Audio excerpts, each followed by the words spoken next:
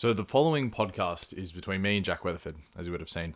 Now, he was extremely generous with his time. He loves Mongolia. He absolutely fell in love with this country. And something that's super inspiring, for me at least, of Jack's story, is that he didn't discover Mongolia until he was in his 50s.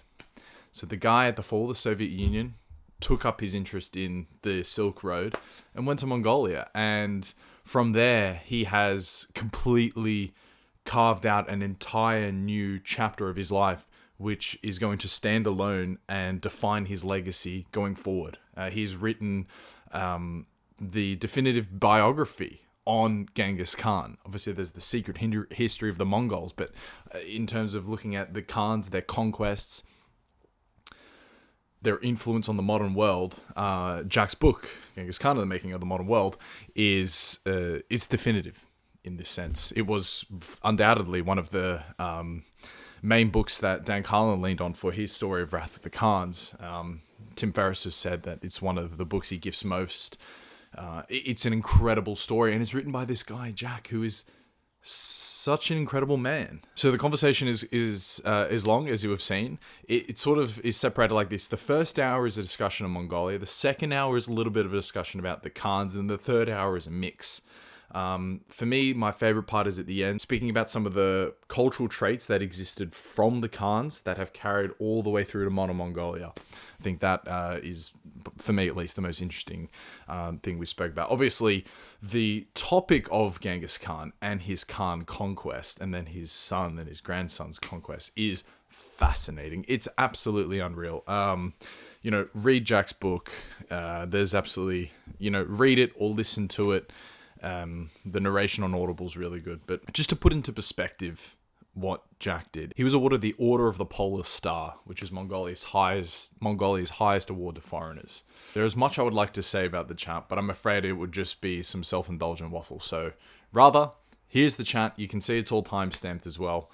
But the amazing Jack Weatherford. So I'm absolutely thrilled to have Jack Weatherford joining me here today and joining us here today as well. He is an American who, at the fall of the Soviet Union, traveled to and then subsequently fell in love with Mongolia. I'm sure he'll be far too humble to agree, but Jack could well be the world's foremost expert on Genghis Khan and his empire.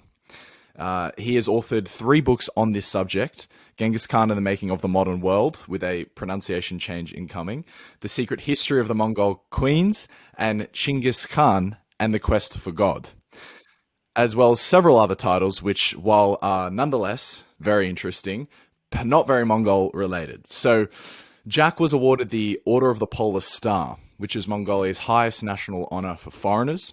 And when I initially reached out to Jack and was researching him, I had read that he had retired to Mongolia. So as Mongolia is his adopted country, we just have to start there. And so I wanted to first ask you, Jack, when you first traveled to Mongolia in 1997, just after the Soviet Empire collapsed, there's 2 things. What drew you there in the first place? And then also, how were you received as this big, bad capitalist American? Well, I wanted to go there because I was researching a book on the Silk Route, I thought. That's what I wanted to do. And I had this plan in my head that as a frame for the work, I would travel the whole Silk Route in about 3 months. Just go from Mongolia.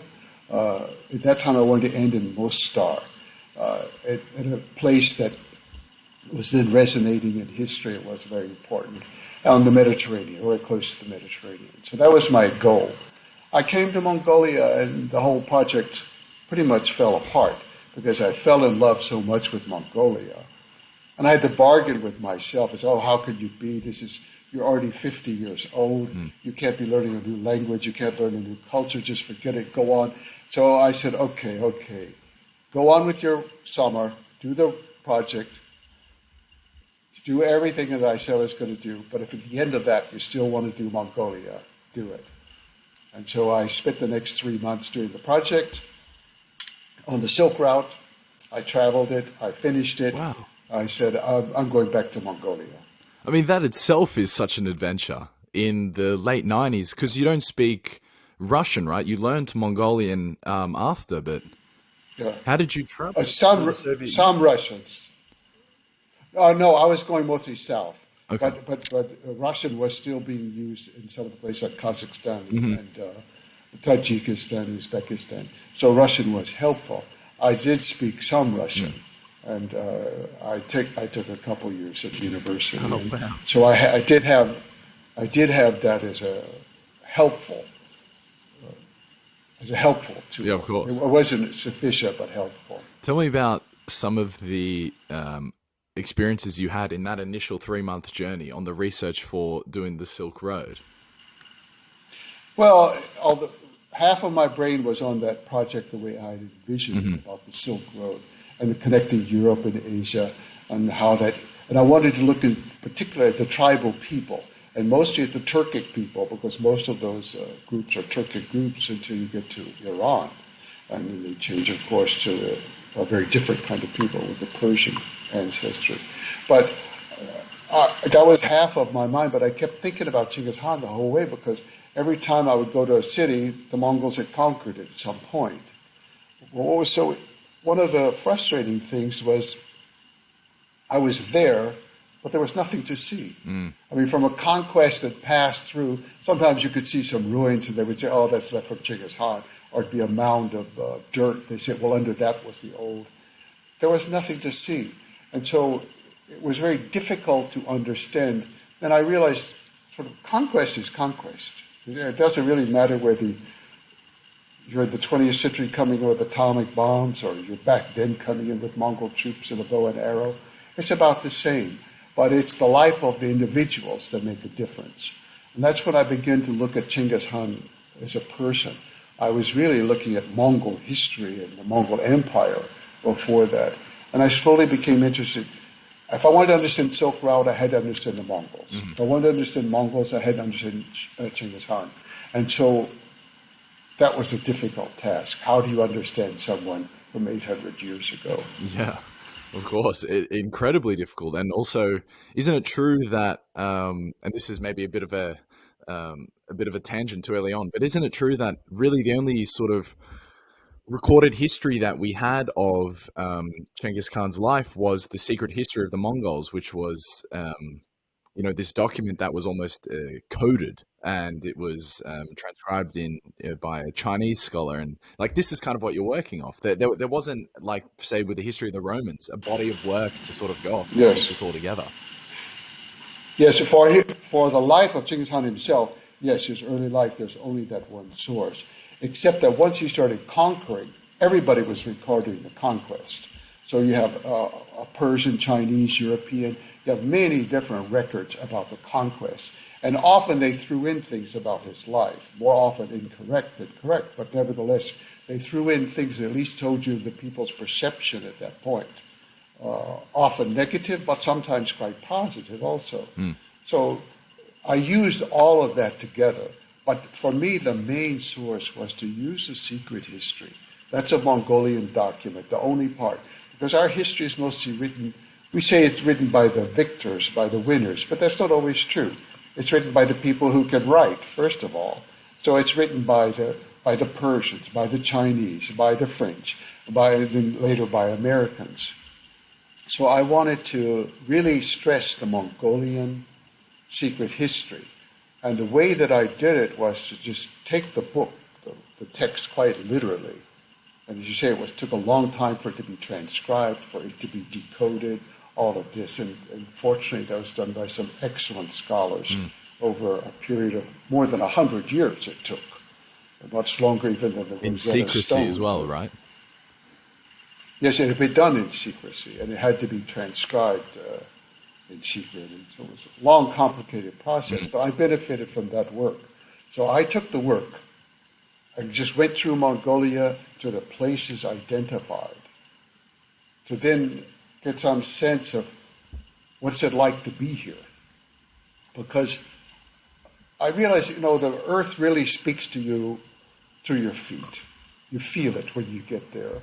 And so I have a story in there, for example, about the early kidnapping of Temujin, as he was called as a boy. It's Temujin's wife. And once I went to that place, I could tell immediately that it had happened in the winter, which is also logical by their system. But I could tell immediately because the ground was too soft to echo the vibration of the horses, and they heard the vibration of the horses before they saw them. So sometimes a detail that's so small, you would read through it 100 times and never pay attention to the vibration of the horses. Well, that's, and then all of a sudden, boom, you're there, you look around, and it's so obvious, it hits you. There are many things like that. Just knowing how deep the rivers are, how could they be crossed, what season could they be crossed, all these kinds of things. So I benefited from, as you said, this time of the opening up after the collapse of socialism. And so I benefited greatly from that, to be able to travel in Mongolia and to be among the early scholars, to be able to go there and actually go to those places themselves. And that became the frame for my book, really, was going to those places. So you've flown into Ulaanbaatar, and Yes. you've had the intention to research this book of writing the Silk Road connecting Asia to Europe. Right. And you've been distracted by the sort of the myth and the wonder of Genghis Khan as you've gone through. And by the way, could you just say it slowly for us? Genghis Khan? Okay. No, in Mongolian, Genghis Khan. Genghis But Khan. but usually I just Genghis Khan, I say. Okay. In English, because it's more common. Yep.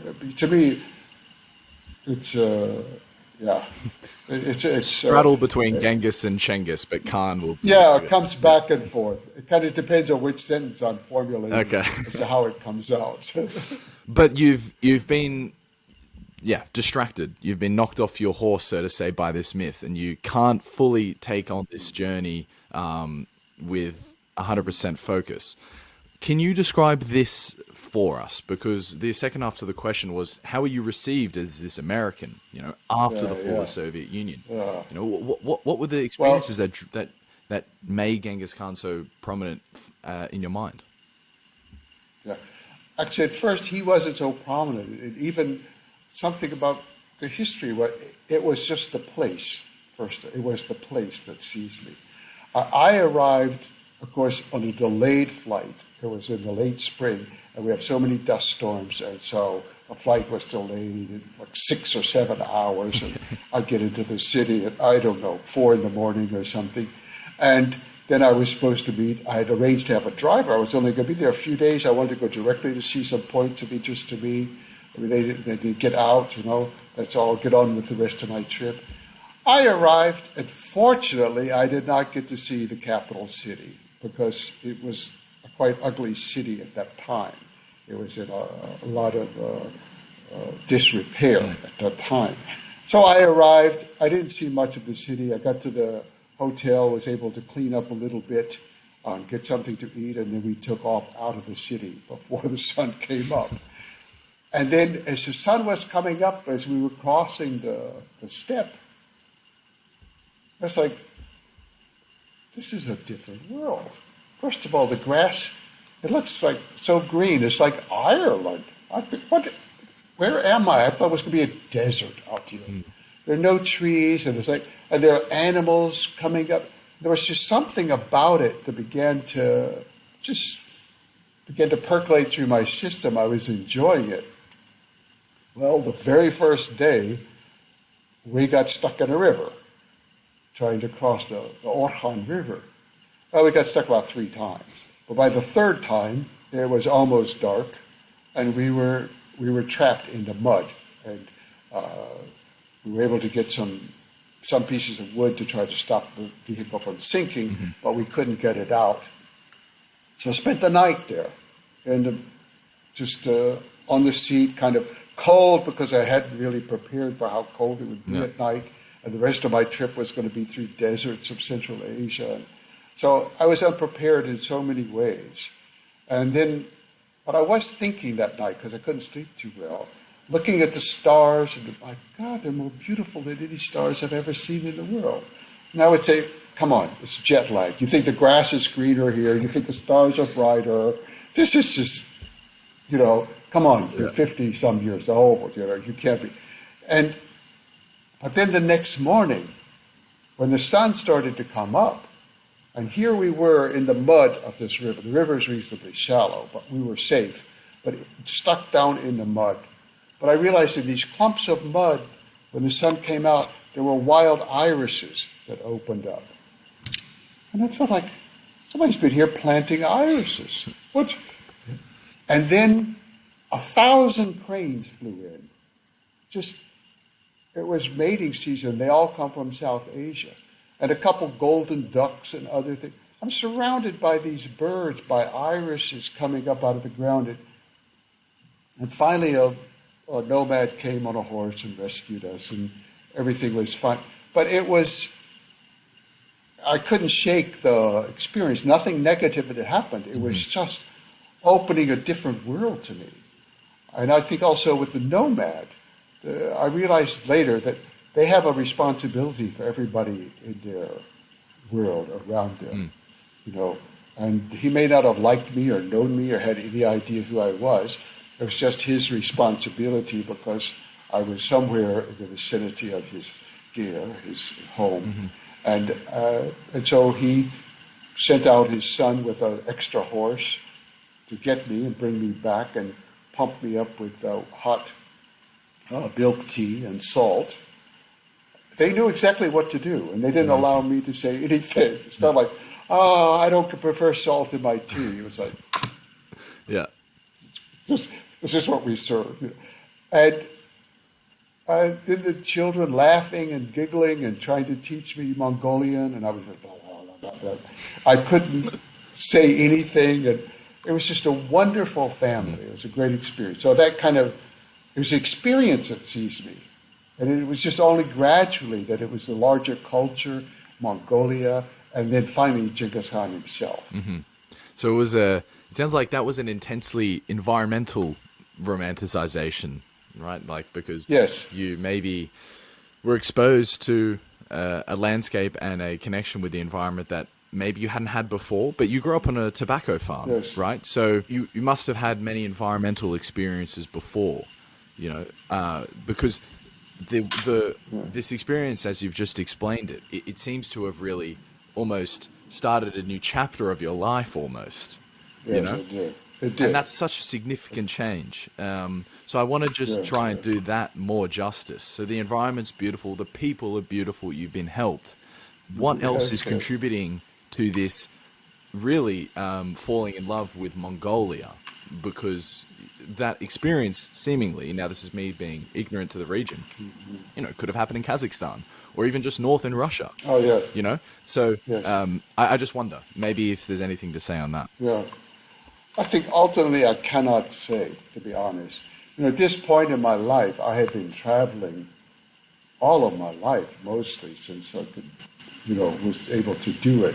And I had been certainly already more than 100 countries. And I fairly much like almost every country in some way. There are a couple where the experiences were just so negative that it's hard to think about. But basically I did, and I was often very impressed, and often I just had a wonderful feeling. But there was something about Mongolia that was just off the chart for my whole life. There was nothing I had ever felt like that. And I think part of it was I had never been in a place where you are totally free in the way that you are in Mongolia. But I thought I'd been to many different kind of places. I've been to Beijing, and I've been to London and studied in Berlin, and all these different places.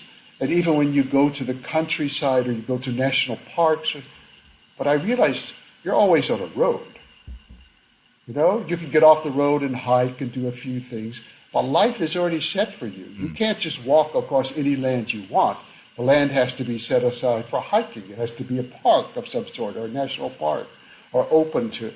Everything is regulated. There are signs on everything. Mongolia, even now, but especially then, it's just open. You go which way you want. The land is open to everybody. There's no fence to stop you. There's no wall. There's no sign. There's no bridge. There's no sign to tell you this is a crossing of animals. I mean, the country belongs to animals.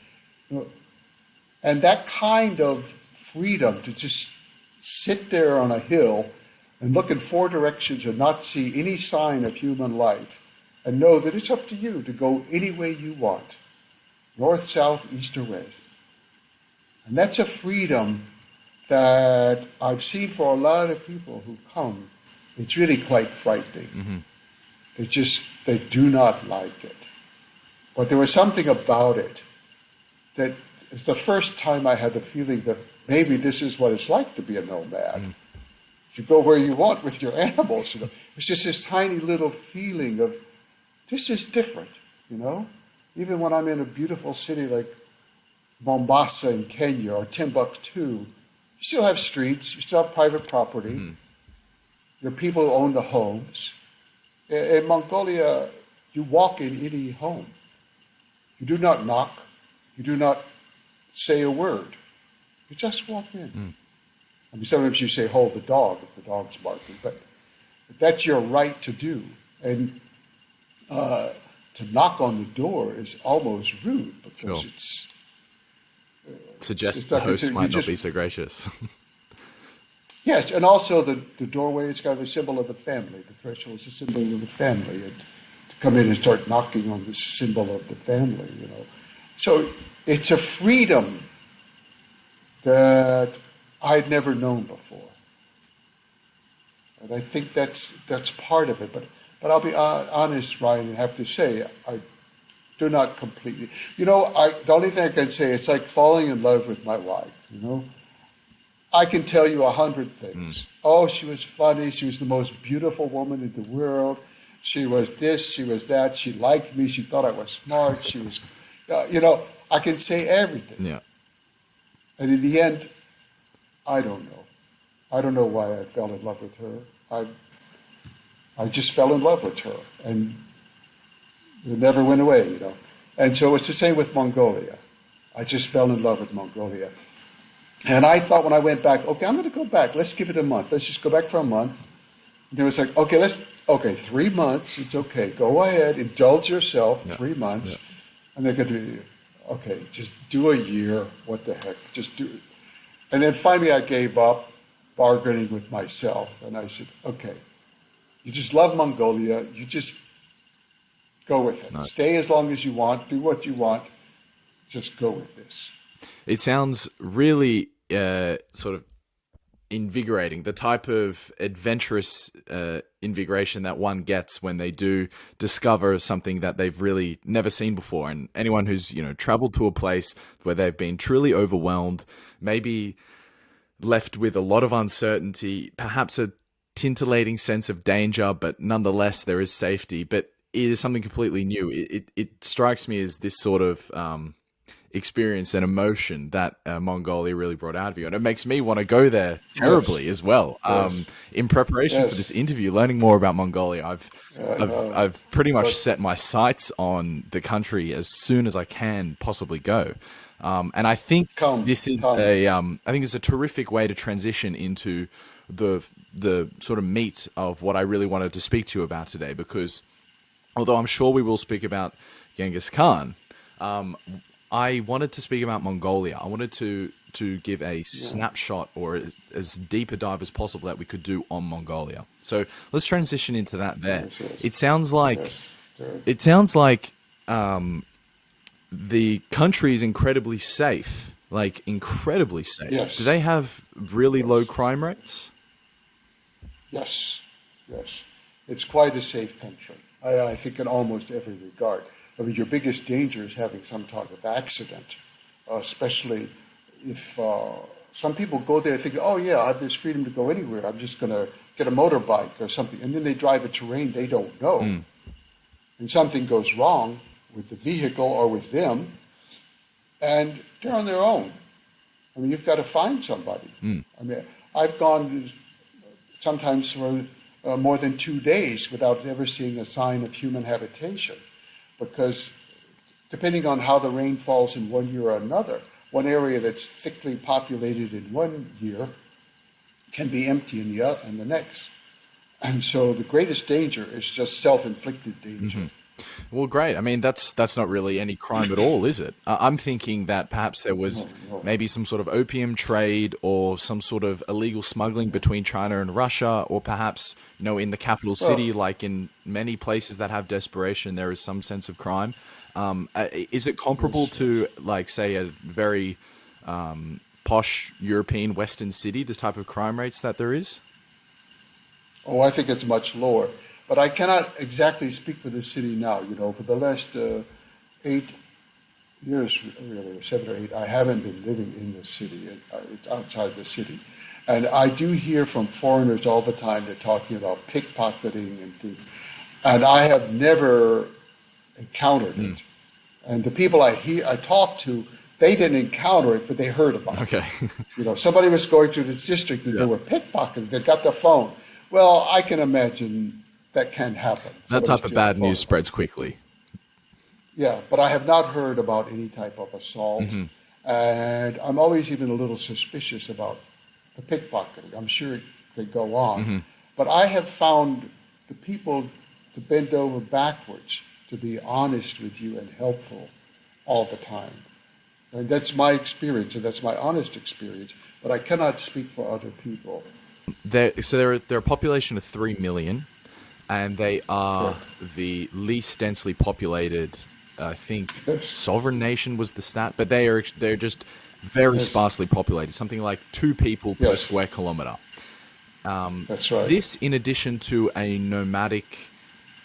thousands of nomadic years of experience, do you think that it explains why there might be such a high level of trust within the culture? Because people have always really had to rely on one Yes. another, and there is, like you said, with the Yes. example of the nomadic man on the horse who came and freed you from the river. You could have been his enemy, but nonetheless, he sort of has this obligation to help you because he's in Yes. your Yes. land. Yes. Can you speak a bit about Yes. that, and but then how that goes to inform a comment that you made that the great jewel of Mongolia is its culture? Like, that is the great, unique jewel of Mongolia. Yeah, yeah. I think you're right about the nomadic culture. I have been around nomads in other places. They're not always quite the same as a Mongol, but I think generally you'll find with nomads there's a tremendous sense of hospitality. How it's structured varies a little bit from place to place. In Mongolia, it's the most open of all the places I've been. But yes, people have a responsibility to be hospitable, to take you in, to let you sleep there, and to feed you. And the general kind of rule is you should not stay more than 3 days with somebody. That's just Yeah. a nice form of politeness. But then you owe certain things to them, such as respect for one thing, but also news. They want to hear about your journey. And so you come in and you sit down, you know where you're to go. You have to go, you walk to your left, but it's to the right side of the tent. You walk over there and you sit down in a certain place, and not much is said, hardly. Maybe just, how are you? Sign, by no, sign. Something like that. And then they have to give you a hot drink first, hot tea or milk, something like that. So they prepare that, and you ask, oh, how are the animals this season? Like, how are you wintering, or how are you summering? Then it's almost always good answers, even if it's not so good. They give you good answers. And then after you had something to eat, then they ask you, what is the news? Yeah. And then they want to hear about your trip. They want to know, like, did it rain somewhere along the way? What did you see along the way? Were there people living in that valley? Was there grass over there? They want to know everything that they can know, and they're highly literate people. Higher literacy rate than the United States. Yes, I saw that. 96%, I think I read. Yes, highly literate. And very well informed. I mean, you have to be to live that life out there. It's isolated socially, but not from intellect and not from knowledge. The whole way of thinking for a nomad is different than for a farmer. The farmer, as you say, I grew up on, it's a little tiny farm. We grew tobacco on one side, cotton on the other, and then some food in the middle. But it's the same every day. I mean, it's still the same. We still have it. I mean, that's been close to 100 years or something. You're still growing My tobacco. children, Not bad. No, no, no. When I took the farm over, I just changed the trees. Okay. I thought, what can I do? Let's put something back to the earth. Let's put something back. Let's plant trees. So we planted all trees, and now it belongs to my children. But it's the same. I go there. I know, even with the trees growing, I know everything about the place because it's the same every day, except there is slight difference. You know the seasons and all. But with the nomad, every day is a decision about where am I going to be. What's the weather going to be over there and over there and over there? And should I go this way? And if yes, it's raining there and there'll be good pasture. But they're also flooding sometimes, and the lambs are young, and I should go this.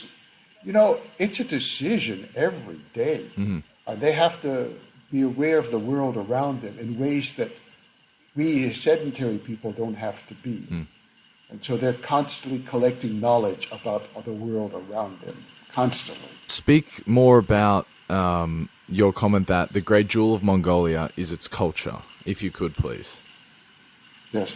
I think that it's the nomadic, it's a country that has one culture, the nomadic culture. Even the people living in the city today, now well over 1 billion live in the city, perhaps as much as 40% of the country's population are there. Still, their customs are based on the nomadic way of life. That exists to this day. Oh, sure, yes. And do you see it remaining, or is there a fear that it's going to be lost as generations removed from the nomadic life?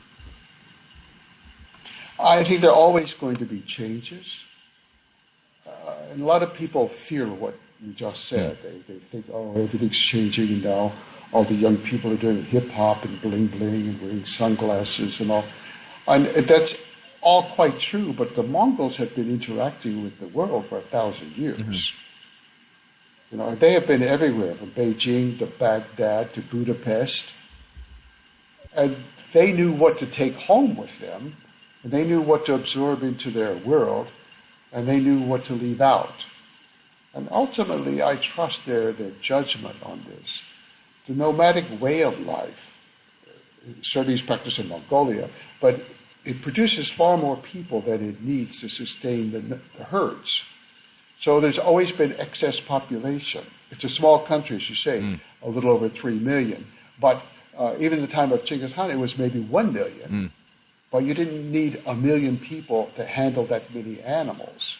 He probably had 20-some million animals about that time. It's unsure.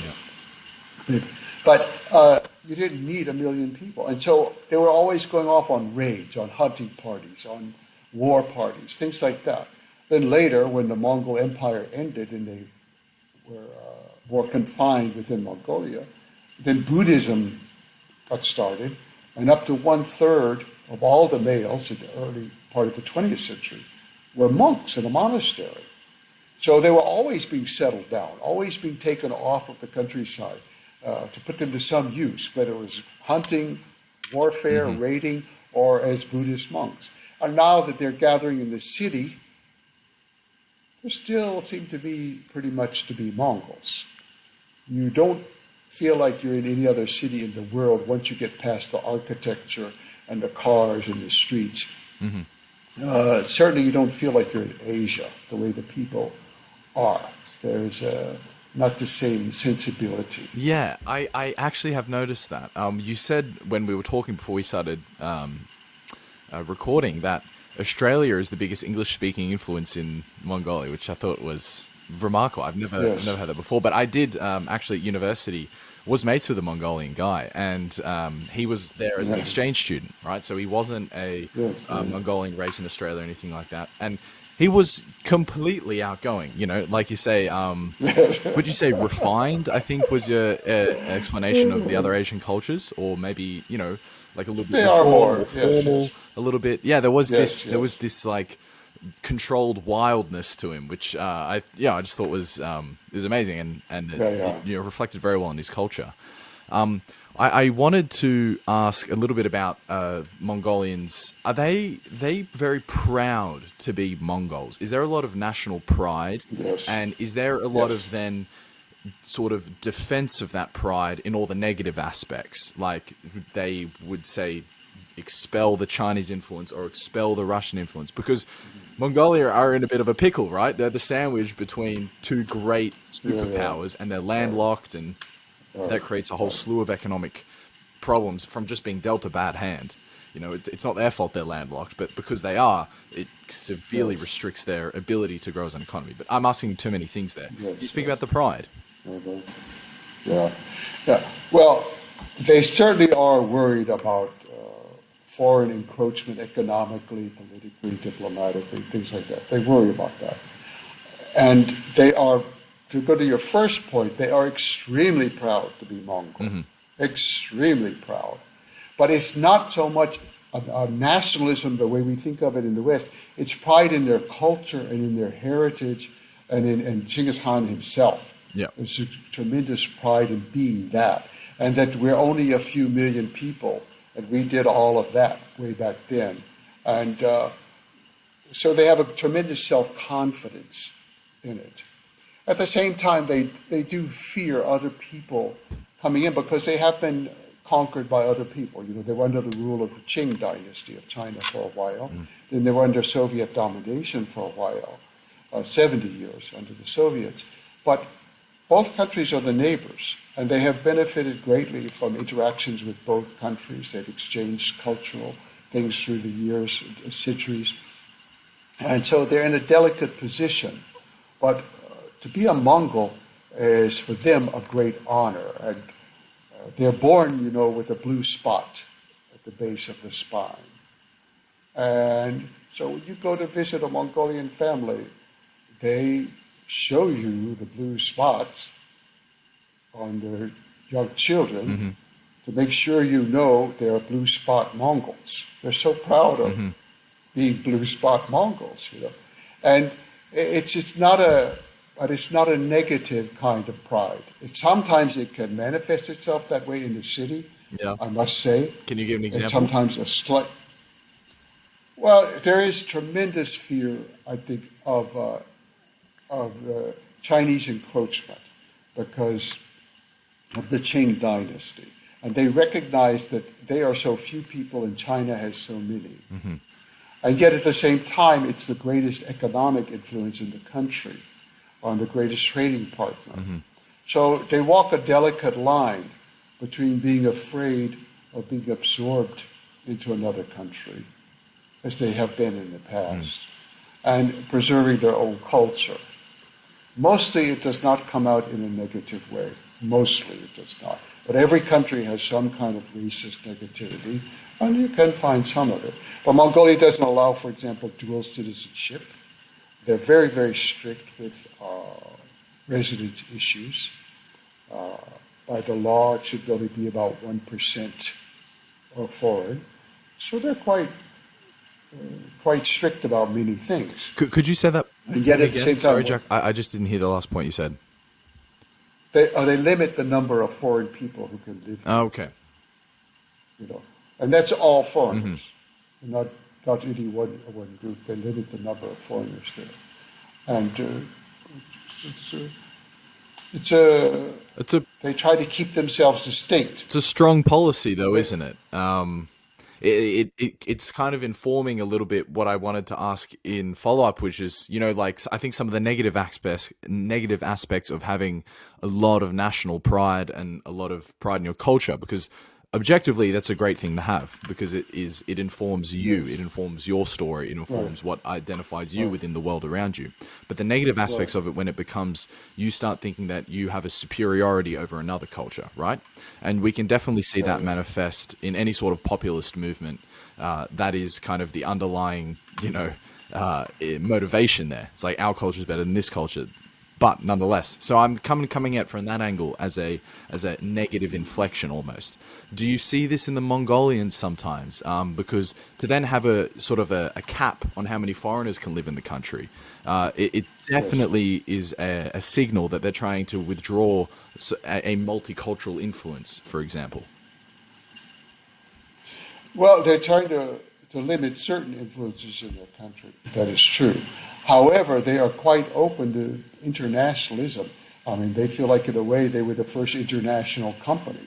Sorry, international country. Oh, they created trade and world. postal service and did stuff, didn't they? Well, yeah, oh, yeah, yeah. And with Genghis Khan's time, it was they were bringing in all kinds of influences, and he welcomed all types of artisans, for example, because they recognize they know who they are, and they recognize that they have to have outside help. They don't want to grow crops too much. They don't want to actually mine the earth too much themselves. They don't want to do many things that we consider normal. If they know that they must depend upon foreigners for that. Yep. And they are open to it. They are open to it. But they want the people to abide by the law and the culture of that country. You know, they don't feel like everybody in the world should be Mongol. You know, when the Mongols ruled this huge empire, they did not allow other people to speak the Mongolian language or to wear Mongolian clothes or to take Mongolian names. They were quite restrictive even then when they ruled all the way from Russia to China. You know? That's and a very interesting today, point, actually. Like, they didn't want to impose their culture on others or make them adopt their culture. They just wanted to maintain what they had to the exclusion. They did not allow it. Yeah. It wasn't a matter of imposing it. They didn't allow it. They didn't allow the teaching of their language to other people. And it was the same even with their religion, with like Genghis Khan's religion. He felt that every religion was a path to heaven or to God. Every religion. But some people are given one path and others another. And he would say, you know, this is my religion, this is my path that I have. And that's how it is today. The Mongols, they don't expect other people to be Mongol at all. But they have a saying that if you drink the water, you follow the custom. And I think they expect the people to follow their custom in their country, but not to become one of them and not to settle down and try to be Mongol. And I think one reason things go so well for me is I try to follow the custom, but I don't try to be Mongol.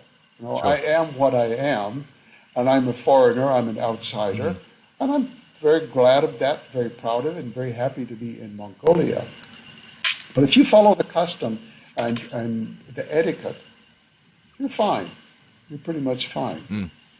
And today, if you speak any of their language, they like it. If you could speak any of their language today, they do like it. It's not like in the old days. And that's actually something that, I mean, I will give you enormous amounts of sort of compliments for, and something that you should, I'm sure you do receive many compliments for. After 50 years old, you went and learned probably one of the hardest languages in the world to learn, which is fantastic, isn't it? How did you manage to do that?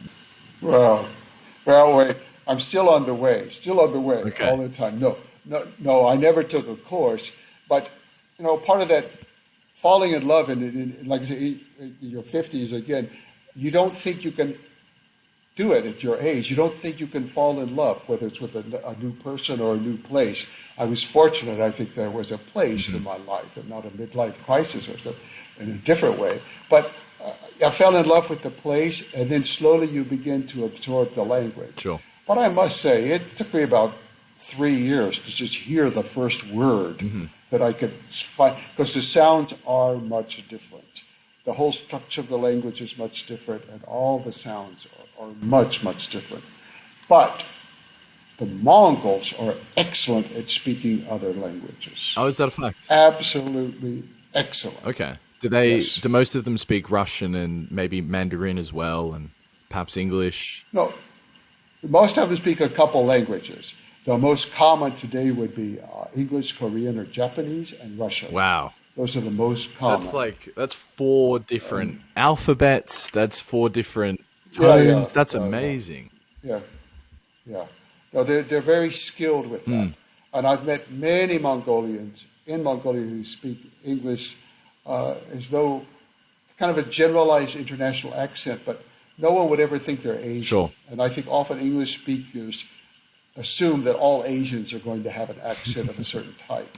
You know, and maybe it's Japanese accent or Chinese accent. And people are usually quite surprised that Mongolians are able to speak. They can speak languages and they can sing. And that's just seem to be born in every Mongolia. That they speak language. They have a terrific culture for music, don't they? I remember a couple of years ago, the video went super viral of a Mongolian death metal band. And then obviously the throat singing. I mean, there's it kind of reminds me of Ireland a little bit in this manner. Ireland is 5 million people in their tiny little island, but their culture is everywhere, and they're distinctly Irish. They're distinctly different from the United Kingdom next to them. And then you've got Mongolia here, a country of 3 million people, yet Genghis Khan is ingrained within Western pop culture and Western consciousness. So we know about him. We know he's from Mongolia. People might not know much about Mongolia, but they know that about him. It's like these tiny little countries that just have such powerful cultures. They impose themselves through their soft power on the world. Australia, you could even say, is kind of a little bit like that as well. But I mean, we've got 20 million.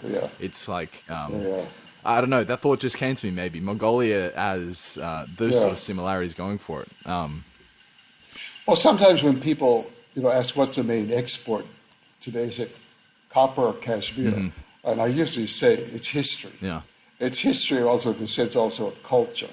That I mean, this tiny little country, and you had I think the group you were talking about was probably the Hu, the Mongolian group. And see that name itself, it's the name of human being, people, from the time of the Huns. The Huns were their ancestors called the Hunu, the people of the sun, they call them Hunu. And now today, you still use that name a lot, as with the musical group. But they can all sing. The musical traditions are their own, their throat singing, and also long song, which is not so popular outside of Mongolia. But long song and the horsehead fiddle. And I mean, it's a little known fact, but all of the instruments that they play today in the world with a bow, whether in China, in the violin, the cello, all of that derived from the Eurasian steppe, from the musicians of the Eurasian steppe. Wow! You look back at Greece and Rome. They were plucking on a harp, or they had a little violin going. They had things like that, or some drums. They had no stringed instruments to play with the bow. Because it's the horsehair, isn't it? The case of the with the Mongolians, certainly, So Mongolia, like I mentioned before, they're in a sticky situation. 80% of their imports come from China. 80% of their energy comes from Russia. 80% is too much. That's way too many eggs in one basket. Now, Mongolia is landlocked, and therefore they don't have a port. They can't trade elsewhere. They don't necessarily have like a thriving manufacturing industry, whether that's for geographical reasons or not. I read that Ulaanbaatar is the coldest capital city in the world, which is something you wouldn't think. I mean, so harsh condition to live in. So maybe it doesn't foster so much manufacturing and kind of inflections that could prosper an economy. And so they're left with digging what they have out of the ground and then selling it north or south, and then buying everything else already made from other countries. So this is a very almost unsolvable conundrum for them. How do you see Mongolia either thrive independently, economically, or just how do you think about this complicated economical problem overall? Well, you're certainly right that it's complicated, right? It's very complicated, very difficult, but it is not new. The Mongols have been dealing with this for a very long time, both in their strong times and in their weak times, both when they're the victors and the victims of other powers. So they are somewhat accustomed to it. But I think part of it, they still stick so much to their culture that we were talking about. But for example, today mining is Australia's great interest in Mongolia. And it's the largest single investment in Mongolia. It's from Rio Tinto. So you have this huge mining complex for copper and some related things. Well, you should probably say Canadian/Australian venture in Mongolia. But the Mongolian people, they do not like to cut the earth. That's a big problem. If you look at the Mongolian gear, that tent, or yurt that some people call it, but the gear, you look at that round thing that's sitting out there, it cannot scratch the earth. There's not one peg that goes into the earth. Really? Not one to hold a gut. No, not Oh one. my God. Not one. Not one. It must be made from totally natural material, from wool, leather, and wood. That's the only substances that could go into it. And nothing can pierce the earth. Now that's a whole different attitude. And so in the socialist times with Soviet domination, mining was started in a big way in Mongolia, copper mining. And for the most part, the workers brought in were Kazakhs from the West, and they were handling the work. Now today, it's a very big issue with how to handle the mines, because the majority of Mongolians certainly will not work in the mines. Now, there are a fair number of Mongolians who do. The pay is very good, and it's like other things that sometimes, especially young people, they have to sacrifice their virtue in order to feed the family. So, for example, in the nomadic way of life, they kill animals, and yet it's wrong to kill. That's how they see it. And so mostly it's young boys who do the killing, and they have to do it out of sight of their elders, out of sight of the gear. They have to do it out of sight of the front door. They have to do it preferably out of sight of the sun. But they are young, and they have the chance in life to redeem themselves for having done that. And they were doing it to feed their family. And so there's that kind of sense. So sometimes when they go into mining, the younger people, it's the same. You can justify feeling. it along similar lines, yeah. Yes. But the majority of people are very skeptical about it. It takes a lot of work. Now, the fact that the mines operated mostly today in the South Gobi, there are very few people there. So it makes it much easier for the companies to operate. But they are extremely dependent on Chinese energy, on foreign technology, on foreign expertise, and in many cases, foreign workers. And it's always uncertain exactly how many foreign workers are there. So it's an issue. It's an issue. So the Mongolians have to struggle with these things, but they stay loyal to their culture. And even when they violate it, they find a way to violate it within their own culture. Like, okay, you do it as a young person, you feed your family, and then you spend a lot of time praying and doing good things to make up for having gone into the earth itself. They committed this kind of an offense. Yeah. So that sounds like a very complicated issue, obviously, because if your traditional gear, as you say, the tent, can't even pierce the ground, I mean, how on earth are you going to justify turning a mountain upside down to take what's out from under it? Mongolian children are never allowed to remove a rock. Really? For where it is. Wow. If you, rocks and bird eggs, it's forbidden to move. So sometimes people, they go there visiting the country and they say, oh, it's so beautiful. Oh, I found this rock. Oh, it's so nice. And then they start showing it to other people. Oh, I found this beautiful rock. Look at this. Oh, I'm going to take this home, my souvenir of Mongolia. I'm going to remember and the people are horrified. If they have to move a rock, for example, when they build a fire, they use some rocks to build a fire.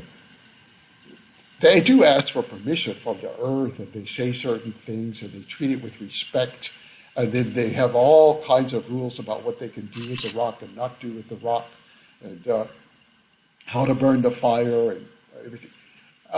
It's a complicated thing. They have a great, great respect for even something as simple as a rock. And so the mining issue, it's necessary. It's the money today for the country. Yeah. But it's also a sacrifice in a way. Because the winds of the steppe is notoriously strong and gusty. How do they Yes. secure their gear without any sort of tent pegs? Okay, they have a rope in the middle, hanging down in the middle of the room. And very often today, you will see something like half of a car engine tied to that rope Half of a car to engine. hold down, yeah, something like that. Extremely heavy, heavy object that's brought inside and tied to the rope in order to hold it down. Because there's no stake that you can put it on. You have stakes inside, but they're just holding it up by tension. You know, it's like a geodesic dome that's held by tension, nothing into the earth. And so you can't tie that rope to some thing that's rooted in the earth. No, you have to just put a heavy weighted object, or the people themselves have to hold it down. And then still sometimes, of course, they lose it. Dust storms kill people in Mongolia. Dust storms are very dangerous. So by pulling down on the central rope, you create Yes. a taut friction on all of the, because it's a circular structure as well. I suppose there are Yes. wooden beams that run around, and that is enough to stop a big wind. I don't know. It's No, usually yes, but not all the always. time, yeah. No, not always. Yeah.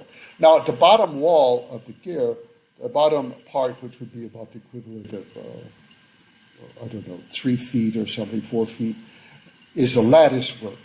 It's a wooden lattice work covered in felt.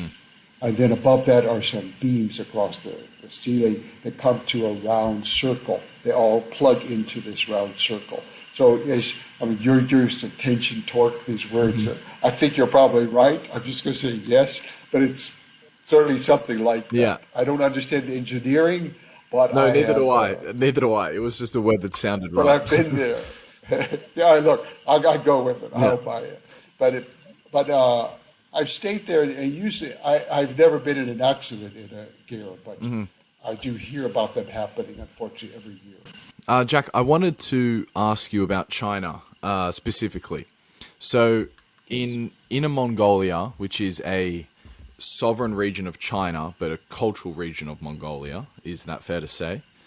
In Yes. Inner Mongolia, there is been reported major efforts from the Chinese Communist Party to disallow the speaking of Mongolian in these communities, and especially the teaching of it in schools, which is in very clear, which is a very clear case of an attempt to eliminate a culture. So this is obviously ringing huge alarm bells within Mongolia itself.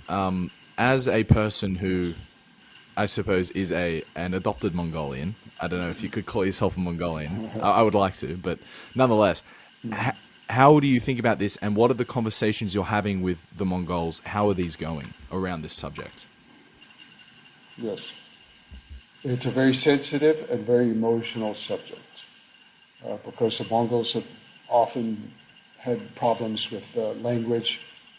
Certainly under the Russians, there were many problems. And they had to switch to the Cyrillic alphabet and give up their own alphabet for some time. And there have been many problems. But first, I'm not an expert in the details, so I read the same things you read, and so you hear all this stuff. But as I look at the situation in Inner Mongolia, it certainly bothers me on one level, but I don't think that that the government is trying to stamp out the language so much as to stamp it out or stop using it as an official language for school instruction other than the Mongolian language. So children can still learn the Mongolian language, but if they're taking physics or history or something, it has to be now in Mandarin Chinese. And while that may not be something that I automatically embrace or like, I do recognize that it's a policy throughout China. It's not any one group, certainly not the Mongols, but throughout China, they want to, now they have this phase of reinforcing the use of Mandarin, whether it's in Hong Kong or whether it's in any other region of China. And I can understand the logic behind it without fully agreeing with it. I can understand. But I think my experience with China is that on the one hand, there's this lingering fear about Mongolia, but overall, they're rather proud of the connection. My books, for example, they do sell well in China. Okay. And they had to go through a censorship process in order, like every other publication. And in the case of the Queen's book, it took a couple of years, and I have no idea why, but it goes through a process. But they allowed the printing of it, certainly in Chinese. They printed it, all of my books in Chinese, but also they allowed the printing in Mongolian script.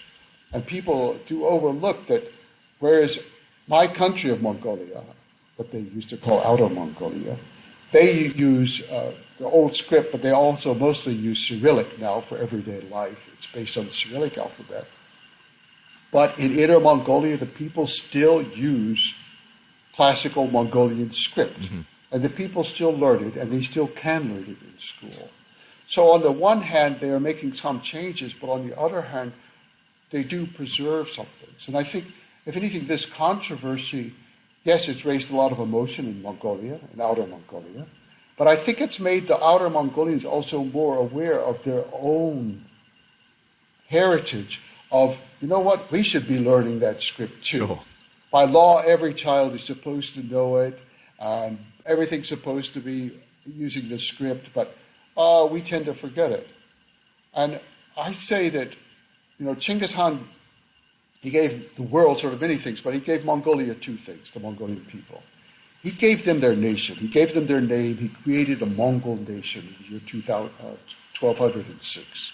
He created it. But 2 years before that, he gave them a written language. He borrowed from the Uyghur people, the Uyghur script, the old Uyghur script, which was itself based on Sogdian, which is a Semitic script. And so he took that script and he's proclaimed that the people should learn it. Well, people in Mongolia today just kind of halfway learn it, but they haven't been so interested. And I think now this greater awareness of the threat to their language that they perceive as a threat is making them take it more seriously. But there are far more people in Inner Mongolia who can read Mongolian script and read and write in it every day than are in Mongolia itself, the country. So I try to walk a fine line between the two. I don't want to say I endorse anything or that I want to criticize it, because the situation is complicated. And while I may wish that everybody would learn Mongolian language and these kind of things, I recognize it's probably not going to happen. And so I want to reserve judgment about Inner Mongolia. The party there has built the largest monument in the world to Genghis Khan is in China. And it's operating, the government operates it. I mean, they built the monument. Wow, really? Where is it?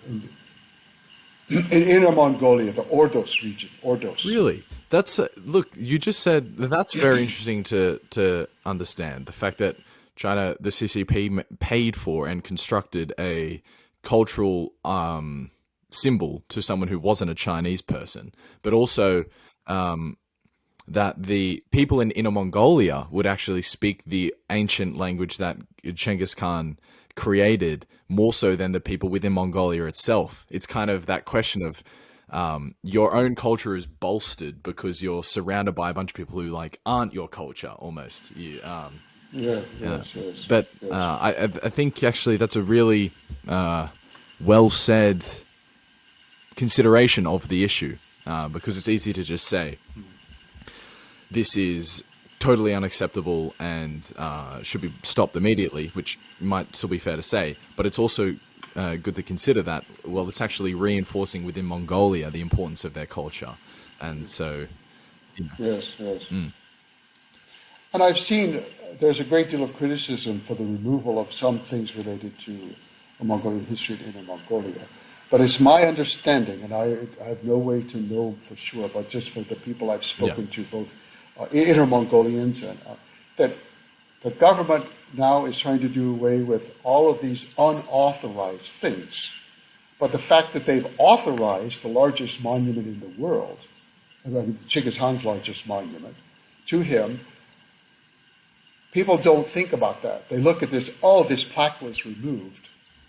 And while I may not like the idea that anything with Genghis Khan was removed, I want to reserve judgment about that. Give this time a little bit to play out. It's also new. It makes me quite nervous to even talk about it. But I think the Chinese people do consider Genghis Khan one of them. They consider him the founder of the Yuan, the ancestral founder of the Yuan dynasty, the grandfather of Kublai Khan. And they are quite proud of that. It's a mixture. I mean, they're always like, many Western people, they share the barbarian image, but on the other hand, they recognize what he did for China, that he created China. If you look at the Mongol China under Kublai Khan, by the time he died, it's about exactly the same as it is today. The size, the shape. He helped greatly to unify that country. And I find that the people in China do recognize that. They recognize it. And I don't want to ascribe all these recent actions as being anti-Mongol. Sure. I pray that it is not. And I think it's a certain kind of ethnic policy that's being applied across the board to all ethnic groups. I think what maybe... And as I said... I think what maybe strikes a little bit more fear into the hearts of the Mongols and the people looking in from elsewhere, from outside the world, is the fact that it's not an isolated incident. The CCP trying to eliminate, or at least censor for sure, some of their cultural minorities that live within their borders. You mentioned the Uyghurs. I mean, that's a whole story for its own right. But could you maybe comment on, just quickly, we don't have to linger on it long, because I do want to get into Genghis Khan, but could you quickly comment on maybe just a broader macro view of Mongolia and their ongoing relationship with China? How optimistic is Mongolia that China is not going to sort of develop into an imperialistic threat, or even total economic threat, because they can sanction Mongolia into some really hard times, for example? I think we have to be honest and say there's a lot of fear in Mongolia about China. Well, I think it mostly relates to the Manchu domination in the Qing dynasty. But there's a lot of fear of the domination politically, economically, and so on. However, if you look at that from the other side, where can Mongolia go? To whom can they turn? Russia is right there too, but the truth is Russia is far away, because Mongolia is next to Siberia. Siberia doesn't have many people. Russia is far away, and Russia is their ally and their friend, and the Mongols love the Russians. There's no question about it. And I think part of the reason they can love them is because they're far away as a neighbor. And with the Chinese, they are afraid, I think, because of, as I said, what happened in the Qing dynasty and other things in their history. They are afraid. But at the same time, China doesn't have to worry about Mongolia bolting. I mean, all this mining that the Australians do, it's from Chinese energy. They can't even generate their own electricity. I mean, Mongolia has one of the largest coal deposits in the world. And here this great mining company from international, from other countries is there. And they haven't been able to create their own energy source. They have to buy it all from China. So China supplies the energy for the mines. So China supplies transportation out to the world. China buys the product. China, they don't need to own anything in Mongolia. I mean, what's the point? Why would you try to even occupy that country when the country can't go anywhere? It's not like others that have 4 or 5 different neighbors and they can switch one to the other. No, they're economically dependent on China. And all China has to do is just close the railroad. There's only one railroad. It goes from China through Mongolia to Russia. China can close it in a moment. There are no railroads They haven't allowed that. But there is traffic across, road traffic, and that can be closed in a moment. The borders can be closed. All the exports can be closed. The permission to fly over the country can be ended. Everything. So I don't understand what China's interest or need would be to take over. But I do understand, as a person who lives in Mongolia, I do recognize the fear that the Mongolians have of that. But I think that the fear that they have, I don't think is always justified by Chinese actions. The Chinese seem to be accommodating to Mongolia in many ways. And I sound like I'm defending China, and the truth is what I want to do is always to promote good relations. Right. And never for anyone to think my work is in any way anti-anybody, anti-Russian, anti-Chinese, anti-anything. I think that the way forward for Mongolia is to have good relations with everybody. And that's what I try to push in my work, is respect for Mongolian culture. I believe if the world knows about it, understands the culture, the history, they will respect it. And I've had lots of positive support from China. And they don't write negative things about my books. They also said very kind things. And I appreciate that very much, that they allowed it, they translated it to Mongol script. And then in my own Mongolia, they then used that to publish it Mongolian script in Mongolia. They'd already published it in Cyrillic script. But I think then suddenly it was like, oh yeah, we should publish this in the script of Genghis Khan. So they borrowed that from China. It might be, it sounds like it's true that the Mongolians, maybe the Mongolian politicians, might be really sort of expert diplomats. In part of the research for this, I was reading about them having, terrific relations with the United States, Russia, and China. Yes. I mean, they're three countries that not many other countries in the world can claim to have great diplomatic relations with across the board. Yes. Yeah. Yes. So, I think that's a great thing about Mongolia. And Mongolia is the only true democracy in that area. I mean, if you look at it in our Western sense of the word, a democracy, with all the flaws that democracy has, including in our own countries, it's very flawed. And in Mongolia, it has its flaws, but it is democratic compared to many countries that claim to be democratic but are not.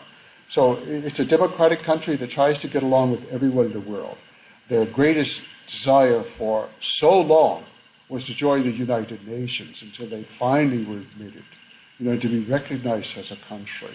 And then then they participate in almost every United Nations peacekeeping mission in the world. They go around they have them right now. They're in African countries in peacekeeping missions. They were before in the former Yugoslavian countries, such as Bosnia, on peacekeeping mission.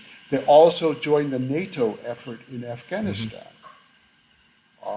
So they have tried to do everything they can for a small country of 3 million people to be participating in all of these events around the world. It shows their commitment to internationalism.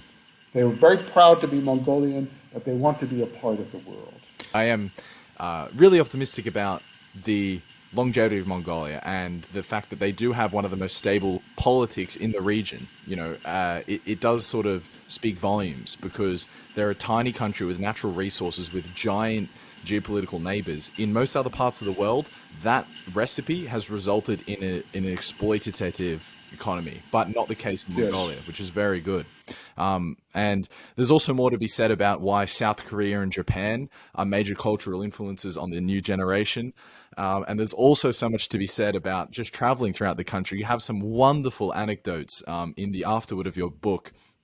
Riding, when you ride 50 kilometers a day on a horse, having to have the traditional clothing like strapped very tight and sort of living off the land, and all these amazing sort of anecdotes and experiences. But I am just conscious of the fact that people are listening, and so perhaps we shouldn't drone on too long about those sort of things, because I do want to bring up Mr. Khan as well. Is there anything you wanted to sort of say before I bring him in? Well, no. I follow you. All right. Come on, Ryan. This is You're the boss here. I'm following you. So you said barbarian earlier in reference to the Huns. One of the great sort of aha moments when I was reading the book is mentioning that the image of the Mongol, the image of the barbarian in Western consciousness, is actually a manufactured one through a long line of propaganda.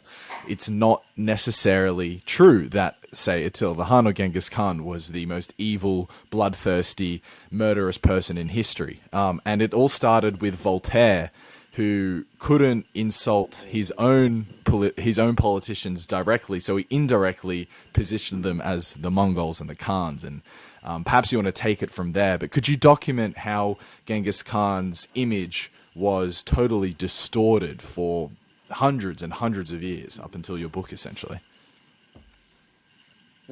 It's been a back and forth journey for his image in history. Now, the people who are conquered almost never like the conqueror. I mean, that's just, I think, just kind of natural in history. And so there's always some lines of resistance. I mean, Russia, for example, has mostly been very anti-Genghis Khan, anti-Mongolian history, very much. However, at the same time, there's always been a Russian group that was always very pro-Mongolian in their research, in their politics, and so on. So it works both ways. Also in China, I would say more pro-Mongolian in a way than Russia was, and yet there's always a group that's going to be anti-Mongol. That's true. But what happened after the conquest was that some people really embraced him very much. And I go back to the simple fact. He had 1 million people. He had an army of 100,000. How do you conquer 100 million people? If you conquer them, how do you rule them? It's not by force. The Mongols conquered many cities by force, but many cities joined the Mongols. And those that were conquered often realized that they benefited more because of the trade, the tax policies, and many other policies of Genghis Khan. You don't rule people for 100 years with an army of 100,000 people. I mean, the army did grew over time because they added, in China, they added Chinese.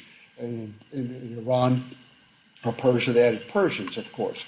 But for the Mongols themselves, that have such a small population, they're not going to rule if there's no benefit to it. So the world benefited greatly from the Mongol rule, and many people realized it. I look back at the Persian writers, some of those were the most tolerant and the fairest towards Genghis Khan. They wrote some very positive things. Later, they turned very negative against the Mongols. And the Arab and Persian history later portrayed the Mongols as barbarians. You look at Europe, and you have on the one hand Russia. From the beginning, they were dominated by the Mongols, but their ruling class had to accommodate. They had to go to Mongolia to get instituted into office. The great hero Alexander Nevsky, for example, was a great supporter of the Mongols. Today that's washed over in Russian history. And they sort of pretend, so many people pretend like, no, we were just conquered, it was the Mongol yoke, as opposed to the Golden Horde and all. So there was that tendency. At the same time, Geoffrey Chaucer, the first writer in the English language, the first one, called Genghis Khan the greatest lord there ever was. So people say, you're a revisionist, you're coming in, you're not even a Mongol specialist, you're a revisionist who comes in. And I feel like, no, I'm upholding the tradition of Geoffrey Chaucer. There were other people along the way who were deeply impressed by the fact that it was under the Mongol Empire that so much out of China came, including the negative part, if you want to call it that, the gunpowder and explosives and artillery, but also printing, that it was printing that came out during this time. Also, the compass came out during this time. These are great revolutions that made possible in many ways the Renaissance. And there were always some people who recognized it from the beginning. Certainly Marco Polo. Marco Polo, everything he said was positive. And so, yeah, then we had this narrative start with people such as Voltaire, going back to the barbarian image of the Mongols and all. And unfortunately, it also, it had been preceded by some better work, I think. And that was that the first novel ever written by Genghis Khan was written by a French woman. And she was a Huguenot who had been forced out of France because of her religion. And she had to work as what today we'd call a nanny, taking care of children. And she wrote in her past time. And she wrote a novel. She had no history. She had no access to much about him, but she knew some things. And I believe that it was because of the religious freedom issue probably that she chose him. And she portrayed him as this great gallant person. It was a bestseller in many languages in Europe at that time. And also at the same time, then we had a very great scholar in France, Petit de la Croix. He had been an ambassador, you would say, in Turkey, and he knew Persian and Turkish and Arabic. He was quite a gifted scholar. And he wrote the first true biography on Genghis Khan. And it was called Genghis Khan the Great. Genghis Khan the Great. I mean, he started off right there. And that was one of the favorite books, for example, of Thomas Jefferson. Yeah, I love that anecdote. Of the United States. He bought many copies of it. He gave it to people. He gave it to his own granddaughter to read.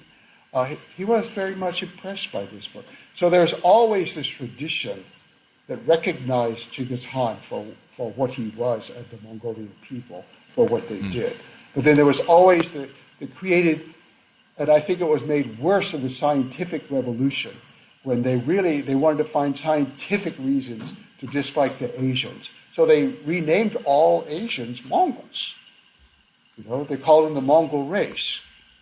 So you had the African race and the European race and the Mongol race. And then there was also the scientists who then decided, okay, if we, the white people of Europe, are the superior race to the world, how can we have children who are not superior? We have children who are born with things like what we would today call Down syndrome or with other kinds of handicaps. How can that be? And they came up, well, it's because the Mongols raped white women when they came through, and these children are throwbacks to the Mongols. They're Mongoloids. Mongoloids, yeah, exactly. That's how science and medicine were used to justify a virulent form of racism. But I look back to Petit de la Croix. I look back to people such as Chaucer.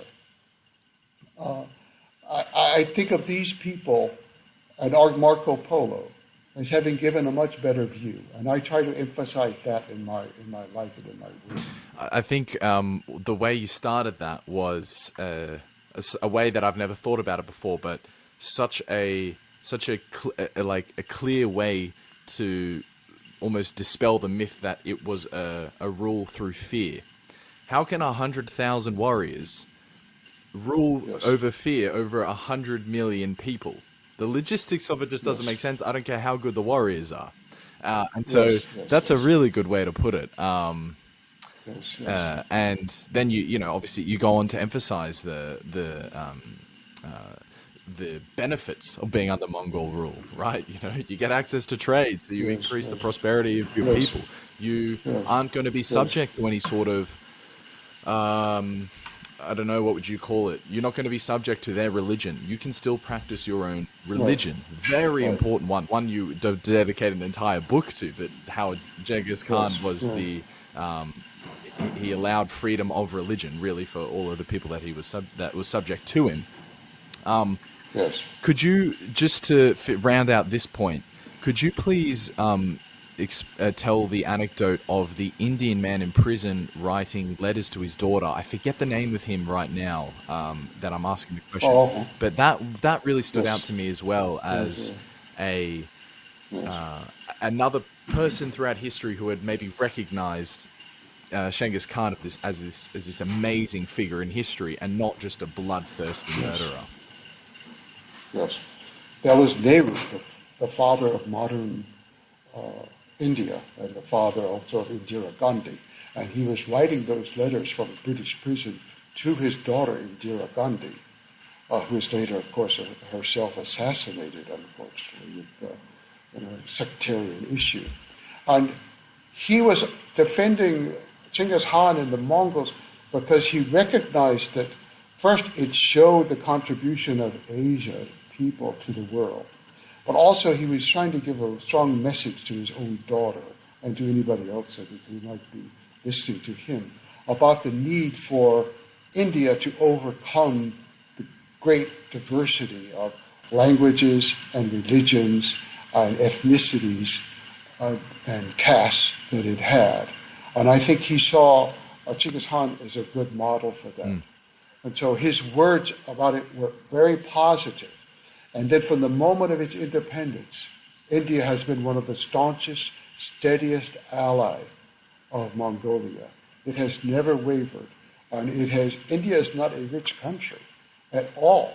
But India still, this year, for example, it donated vaccines to Mongolia and to Cambodia. They always step in to try to help, especially in the case of Mongolia, but also with Cambodia and a few other countries. And when India became independent, well, the first thing they did was they had an academic conference on the secret history, and they began the translation. Unfortunately, they did not have access to the Mongolian scholars to translate from Mongolian, so they translated it from Chinese. And so it wasn't it wasn't necessarily accurate in every respect, but they were the first to do it. And they were a poor country. To pay for something like that, it showed their respect for this part of Asian history. And it's the kind of the globalism of Genghis Khan, that he was somebody who tried to unite the world, even though in part by force, but also in part by these other policies.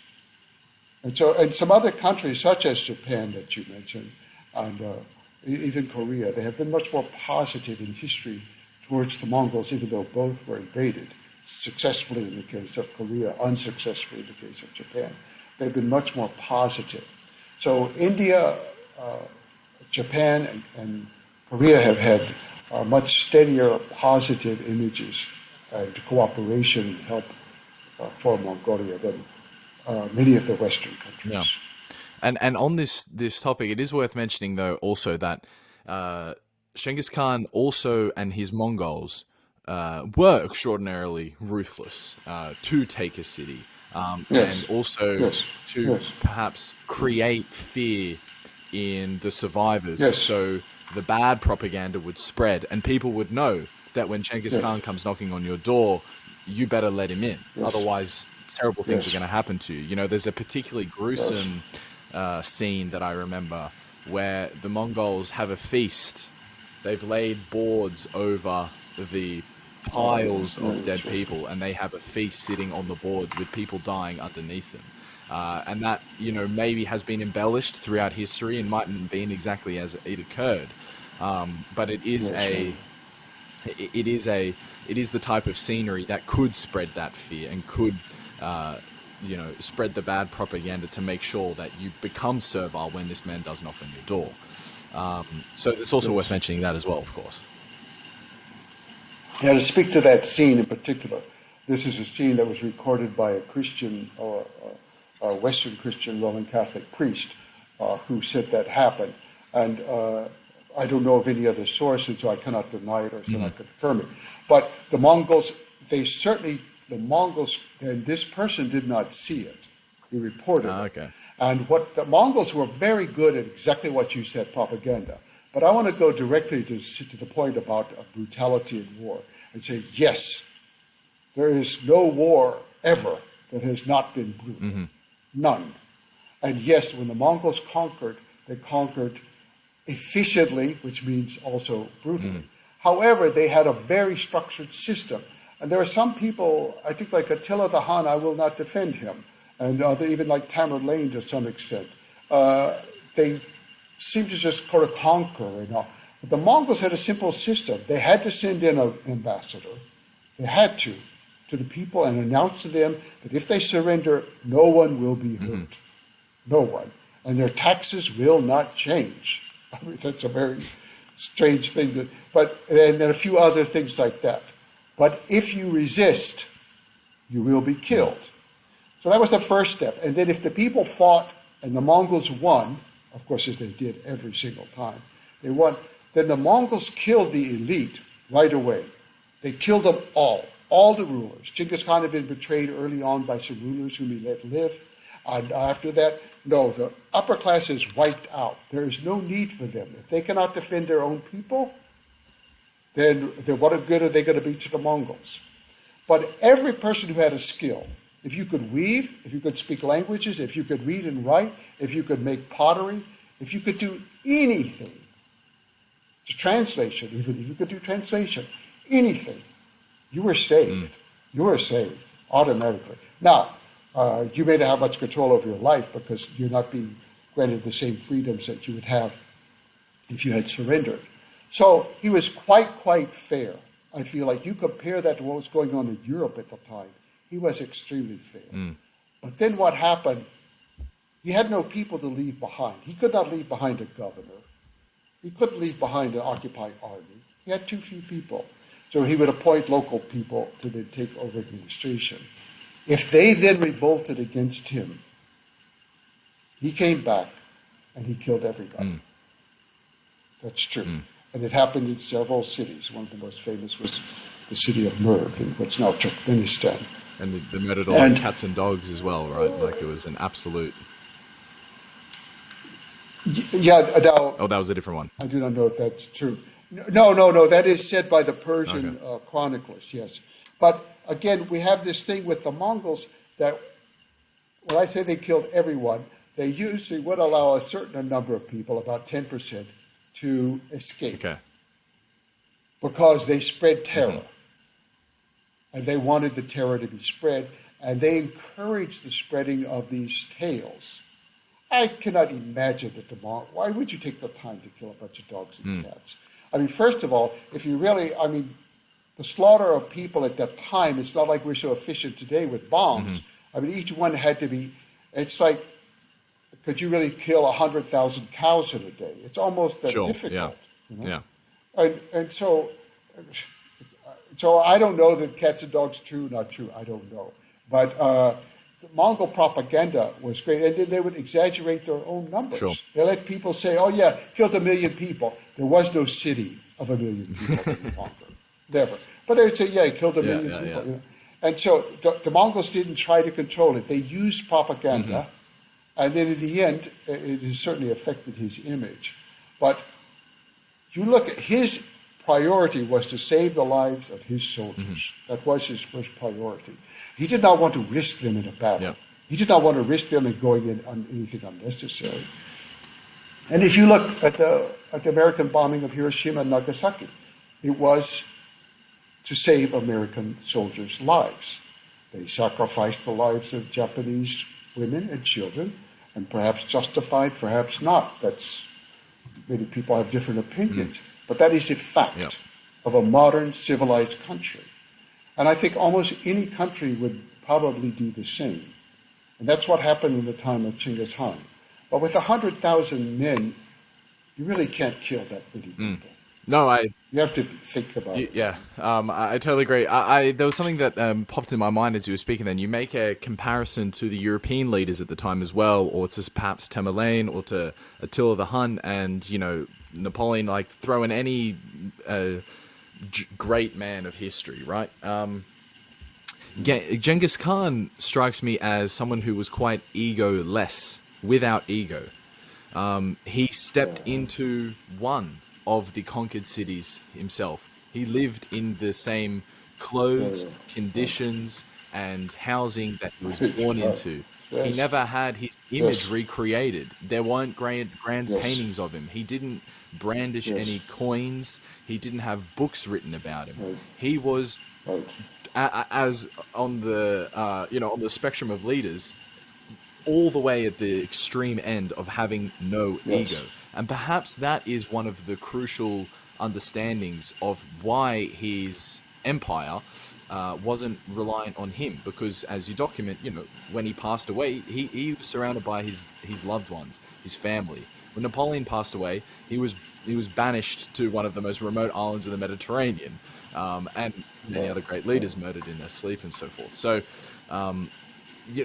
does that strike a resonance with you? The fact that maybe Genghis Khan was egoless, as close as you can be? Well, I think everything you described about him is accurate in the sense of not allowing his portrait, not doing any of the things we would think of, having a palace, not having fancy clothes, not having a crown, not allowing a monument to be built for him, or even a statue or a grave to be marked. Nothing.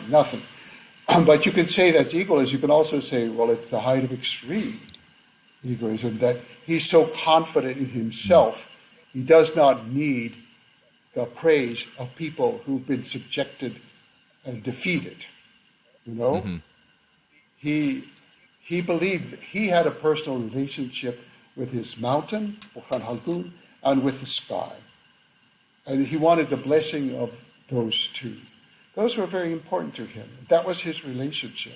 And to his own family, his own people, his great loyalty to the men who served him. Tremendous. Not one of his people who served him rebelled against him. Now, some of the people in his own family did and resisted him, but not any of the men whom he... So he had tremendous loyalty. Yeah. And I think he took confidence in that.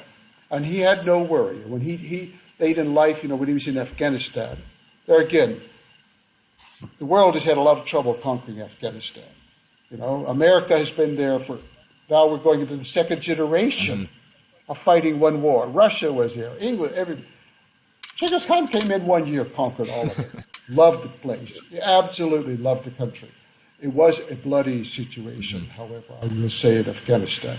And that's some of the worst that happened in his whole career, because his grandson was killed there. It was a very difficult time for him emotionally, and for the people of Afghanistan who participated in that.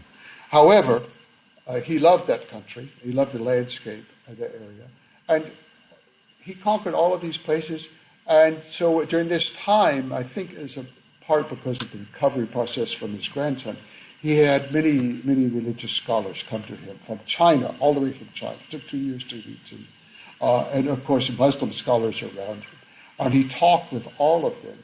And he encouraged them in their own way. But he always said, this is my way. This is the way that God has shown me, that heaven has shown me. This is the way I learned from my mountain. And it worked. He conquered the world, listening to his sky and his mountain. So I think he had a tremendous self-confidence. Whether that's egoism or I don't know. But he was a very confident man, but had a humble life, a very humble life. He did not need people to make songs about him, to sing his praises, to write history about him. He probably wouldn't even approve of what I've done, of writing a history about it. He was so reserved in that way, extremely modest in his way of life. He was as true an exponent of meritocracy as perhaps history has given us.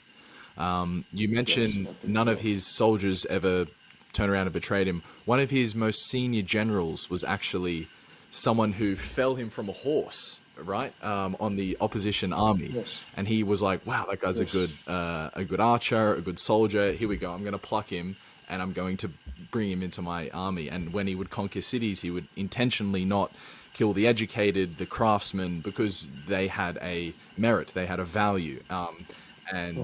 It's such an amazing thing, which is like so obvious to us that one should reward merit, but so many times in history, even right now, we're seeing in grand political institutions, meritocracy isn't actually always given priority. Yes.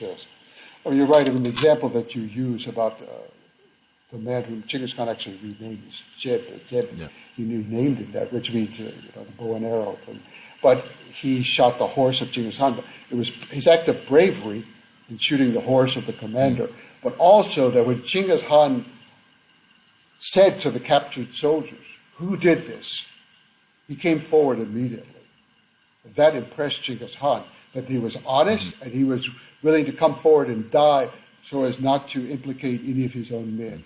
Genghis Khan knew that man, you can trust him to the end of the earth. And it was true. He trusted him for the rest of his life, and he became one of the greatest generals of Genghis Khan. So yes, his people were very loyal to him. And as I said before, he destroyed the aristocracy everywhere he went. He killed them off because they had betrayed him early on so often. He got rid of them. He didn't do this kind of let's intermarry and let's become a mixed. No. Those kings, their families, they were killed off. And it was people from the bottom who were allowed to rise up, of every sort. Many of the officials in the Mongol rule in the Muslim lands were actually Christians or Jews were used. They had no problem. Mongols had no problem with that. But you know, in our life, our greatest virtue is also always our most vulnerable vice, I think. You know, and in the end of life, he favored his own sons. Tremendously. Over the meritocracy. He had, he favored his daughters first, and that I think was absolutely fine because they were better. They were better educated. They did an excellent job administering many of the lands that he conquered. He relied on them tremendously, and he respected them, and at least one of them could read and write. We don't know what language she was reading and writing, if it's Mongolian or not. It's not recorded, but the Chinese envoys just marveled that this woman was always doing the legal papers by reading and writing, as opposed to just sitting there and decreeing them. So his daughters were excellent, and I think they rose through meritocracy. He chose excellent wives for his sons. They were extremely. He had a good taste in women. And he knew how to, well, it was talent, I really think. When you have 1 million people, I mean, first of all, his mother raised him, and he relied on her greatly. He relied on his wife, Bertha, especially. So it was, I don't see this ideological in any way. I just see it as a practical thing of we need every skill we can get. And he recognized women had skills men didn't have. They weren't the best at battle, so you don't send them off to war. But they were very good for commerce, managing the Silk Route, these other countries. And then, but in the end, he did turn the empire over to his sons. He turned areas over to his daughters and to his wives. And I don't think he realized that by turning so much power over to his sons that they would soon squeeze out the female members of the family, which they did, unfortunately. And I understand, your family and your love for your own children can sometimes override your own principles. So at the end of life, he yielded, and he gave power to his sons. And they did a good job for a while. They expanded the empire, went on for some time, and then when his son, Genghis Khan, died, and he was taken over by the daughter-in-law, whom Genghis Khan had chosen, Dorigen. She was perhaps the greatest of all of his successors. Dorigen, I call her Dorigen the Great. She ruled for 5 years. She ruled the largest empire in the history of the world. It was even larger than that of Genghis Khan, because her husband, she ruled. And it was a time of peace. There was no expansion under her. It was a time of great commercial advancement and peace. The world today, who's ever heard of Dorigen Hatun, they call it, Dorigen Hatun, the great queen of Mongolia, the empress of the largest empire in the history of the world. For any man, no man ever ruled a larger one, no woman ever ruled a larger. I don't even remember her. But she was a daughter-in-law chosen for her husband by Genghis Khan. He chose her for his son. So he had excellent skills for deciding who was good and useful. But in the end, he yielded to the love.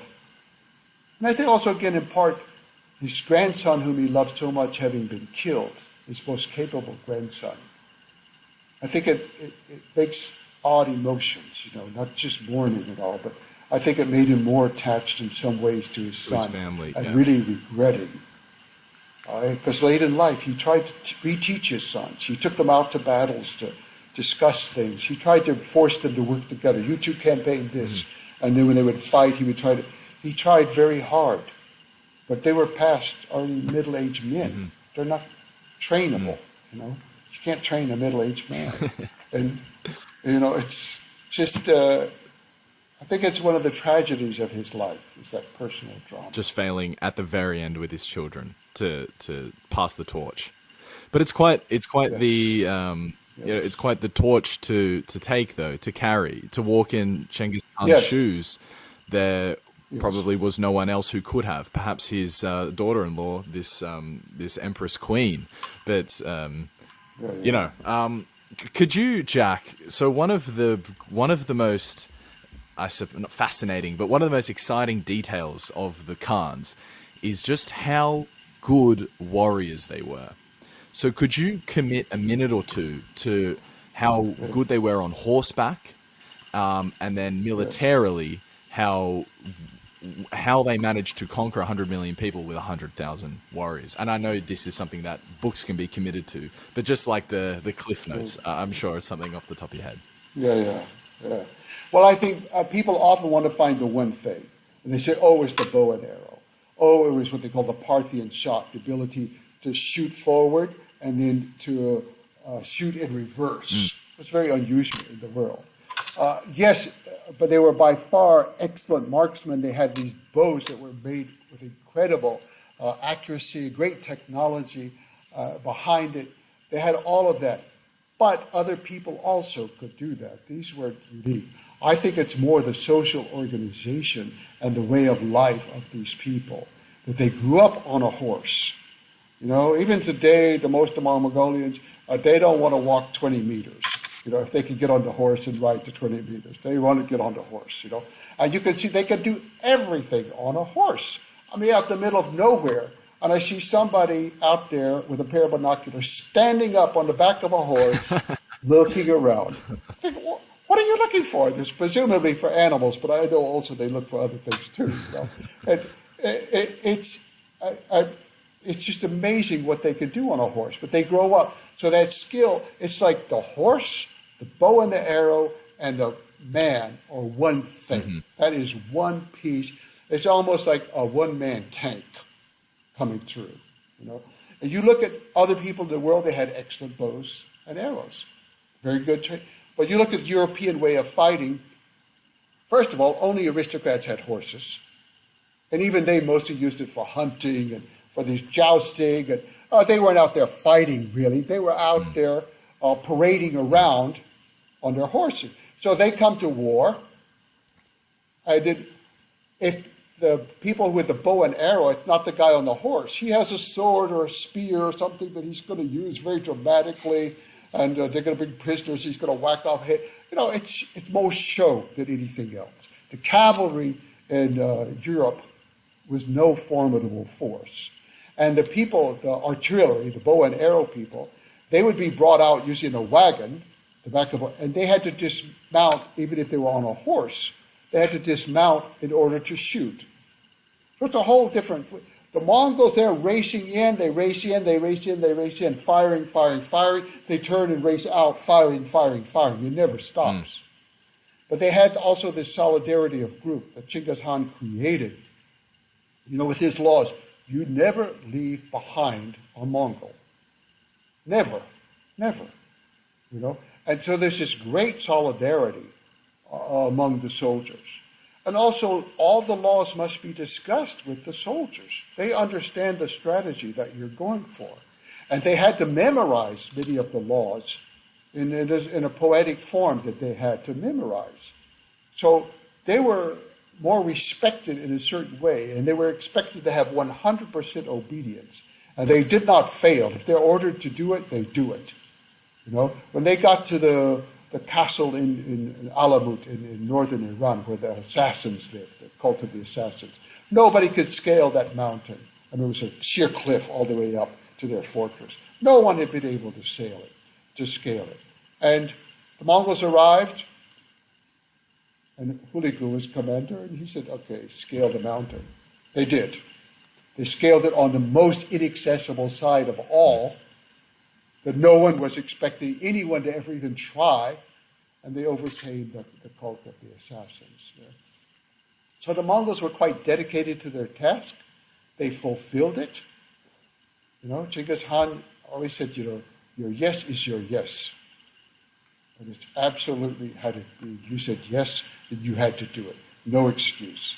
And so they had this sense of military discipline, and yet they were participating in the whole thing. They knew that at the end of the day, they were Mongol, and when they won, they were still better than the people they had conquered. They weren't going to have to kneel down before some foreign prince. They weren't going to have to kneel down before a foreign religion. No. They were Mongols, and they had great pride in that. And they could live on their horse for days. And every man had to have 5 horses. That was in That's an interesting detail as well. Something that you don't think of when you think of the Mongols traveling through the land. There's 5 horses to one man. So there's hundreds of thousands that's of horses. Why. This is another thing, the Mongol strategy. The Mongols had to send in an advance party well in advance, sometimes 2 years in advance of the army, in order to clear out the people so that the land could just go to grass and they could have pasture for their animals. These were raiding exercises. These were well-organized wars, great campaigns, And also expelling the people from the land provoked great havoc. They went to the city, they brought disease, they used up the water, the food. They weakened the city before the Mongols even got there 2 years later with their fat and well-fed horses, So the soldier went out there, but they didn't have to have hot food every day. They could live off of their dairy products, their dried dairy products, that they kept in their pouch. And every man had to have certain things, including a needle and thread. Every Mongol soldier had to be able to sew up whatever had to be sewn up, whether it was his clothes, his boots, or the wounds on his buddy's body. They had to be able to do it. I mean, it was well organized, but so efficient. They did not have to carry any baggage train. They didn't have supply line. As long as Genghis Khan was alive. Yeah, no supply line, exactly. The supply line was ahead of them. They cleared the land, that was their pasture. Their animals went with them. They had their food with them. They had their mounts with them for reinforcement. They had everything. So it was a well-organized venture. And I think it was his ability to organize and to inspire his people with great devotion that is the key to his success, not just any one weapon. Can you speculate on a bit of revisionist history for us for a moment, Jack? Because I think you may have said this, or maybe I heard this elsewhere in the book, that the Mongols decimated the Islamic world, more or less. And this was around the time when the Islamic world was one of the most prosperous places in the entire planet. And the Islamic world, I'm referring to Baghdad. Help me out a little bit here. I forget the areas around there. Persia and Iraq. Yeah. Yes, all of that. And so the Mongols came in and countries. kind of, reset whatever progress they were making. Can you give us a bit of revisionist history about whether there's any truth to this, and perhaps if there is truth to it, what the world might have looked like differently? Yeah. I think the negative aspect is the Mongols were very far from home. Here you are, you have 100,000 soldiers, you are far from home. Genghis Khan had to divide his army. Part goes to Afghanistan, part goes through Persia, and then up through the Caucasus, Georgia, Azerbaijan, Armenia, and into Russia. So his army is quite small at this time. And a lot of people took advantage of it. The Mongols passed through. They said, yes, okay, the Mongols, yes, we obey the great Khan. We do everything, yes, yes, yes. As soon as the Mongols were gone, it was like, no, we're blocking our walls, Okay, then the whole army turned around and they came back. And so, yes, a number of cities were. And Baghdad the Baghdad conquest was after Genghis Khan, his grandson, Kuliku. But it's the same era, the same tactics, and so on. And the conquest of Baghdad, people say, the Tigris and Euphrates ran red with the blood of the people and black with the ink of the great books that were thrown in. Because the Mongols knew the value of everything. They had a census of every book. They had a census of everything, every animal, every book, and they certainly knew the value of books. And there was a very excellent Persian official, Jovani, who was appointed to head up this census taking of the books. Mongols did not throw books into the river. They were not about to waste it. And the thing about Baghdad that's so interesting, the Mongols did not enter Baghdad. The Mongols allowed their Christian allies, the Georgians and the Armenians, and also some Muslim minorities, to go in and pillage the city in an organized way. But so, yes, there was a lot of killing, but to blame it all on the Mongols also, I think, misses a great part of history.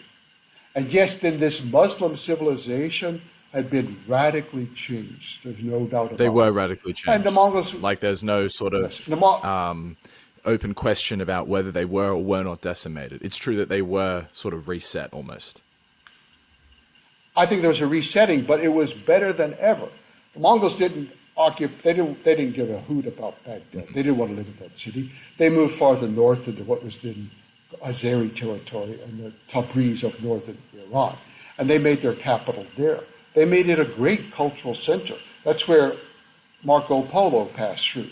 They had the greatest exchange especially from Iran and China. Europe was not so important to this, but Iran had a lot to offer, and they took to China. They brought a lot from China, including medicines, technology, trade, knowledge about calendars and astronomy. Both countries traded back and forth tremendously under the Mongol rules because they ruled Persia and they ruled China at the same time. Much of that is forgotten. Now, some of the Iranian scholars do recognize it, and some other foreign scholars of the great Renaissance that came about under Mongol rule. And I use that word Renaissance advisedly. I think it really was. It was a revitalization. And of all people, the Iranians perhaps have the most to thank to the Mongols, because until this time, they were so dominated by Arab culture. The Persian culture was much, much older. But Baghdad was an Arab city. Still is today. It was an Arab city that occupied and occupied much of their world, and the other part that wasn't occupied by the Arabs was occupied by the Uzbek Turks, called Khwarezm at that time, Khwarezm. So the Persians, their language was not prospering. Their language stood a chance to die out. And under the Mongols, all that was revived. They were given great religious freedom for the Shiites, who were also greatly oppressed by the Sunni. People don't look back on all of that. So they suffered greatly, but in the end, I do believe that they benefited, perhaps more than almost any other people. And I don't think anybody in the Middle East would much agree with that point. It's an interesting take on it, just because if you look at it very simplistically, you can say, oh, wow, Islam was on this trajectory and they were reset. I wonder what the world would look differently now. So, Jack, I wanted to ask this to you as someone who has studied the Khans, but then also lives in current-day Mongolia and understands both the current culture and has, as good as one can, a grip on what the old culture was. And I wanted to know how many of the cultural themes from Genghis Khan's time still exist through to today. And specifically, I want to mention attitude towards women, problematic drinking, spiritual connection to the land, the relationship with horses, and also a really important one, an abhorrence in mentioning illness and death. These are all traits that I think were very well embodied within Genghis Khan's time. I wonder how they've sort of translated into modern-day Mongolia. They're mostly still there. Most of those are still there. Which with the horse, it's still the central part of Mongolian life and culture. It's a nation with a million more horses than they will ever need for any purpose on earth. But people love it. And they love the horse milk. They love everything about the horse. When they have races, everybody comes out to try to touch the winning horse just to rub the sweat onto their head, which is the most sacred part of the body, or onto themselves. The horse is everything. And the person's soul is also, it's called himor. It's your wind horse. It's like the horse that your soul rides. Everything is horse in Mongolia. So even though they live in the city, All the city people want to own horses. If they can, they have them out in the countryside. They love to race horses. Mongolians, just its center of life is the horse. Well, one of the things that has changed, certainly, they have still an international spirit, but they are not militaristic. Okay. You know, the army goes out on peacekeeping missions. The army's quite small. The army makes no effort to be involved in politics at all. There's nothing militaristic about Mongolian society. So the horse is important. The military part is gone, but the internationalism lingers on. They're quite international still. The treatment of women, I think, is a little bit more nuanced. That they have certainly a very high standard compared to many countries in the world. I think overall, I hate to generalize about Asia, it's a big race, but I think the Mongolian women overall tend to rank higher than in many other countries in Asia and also in the West. But it's an odd thing.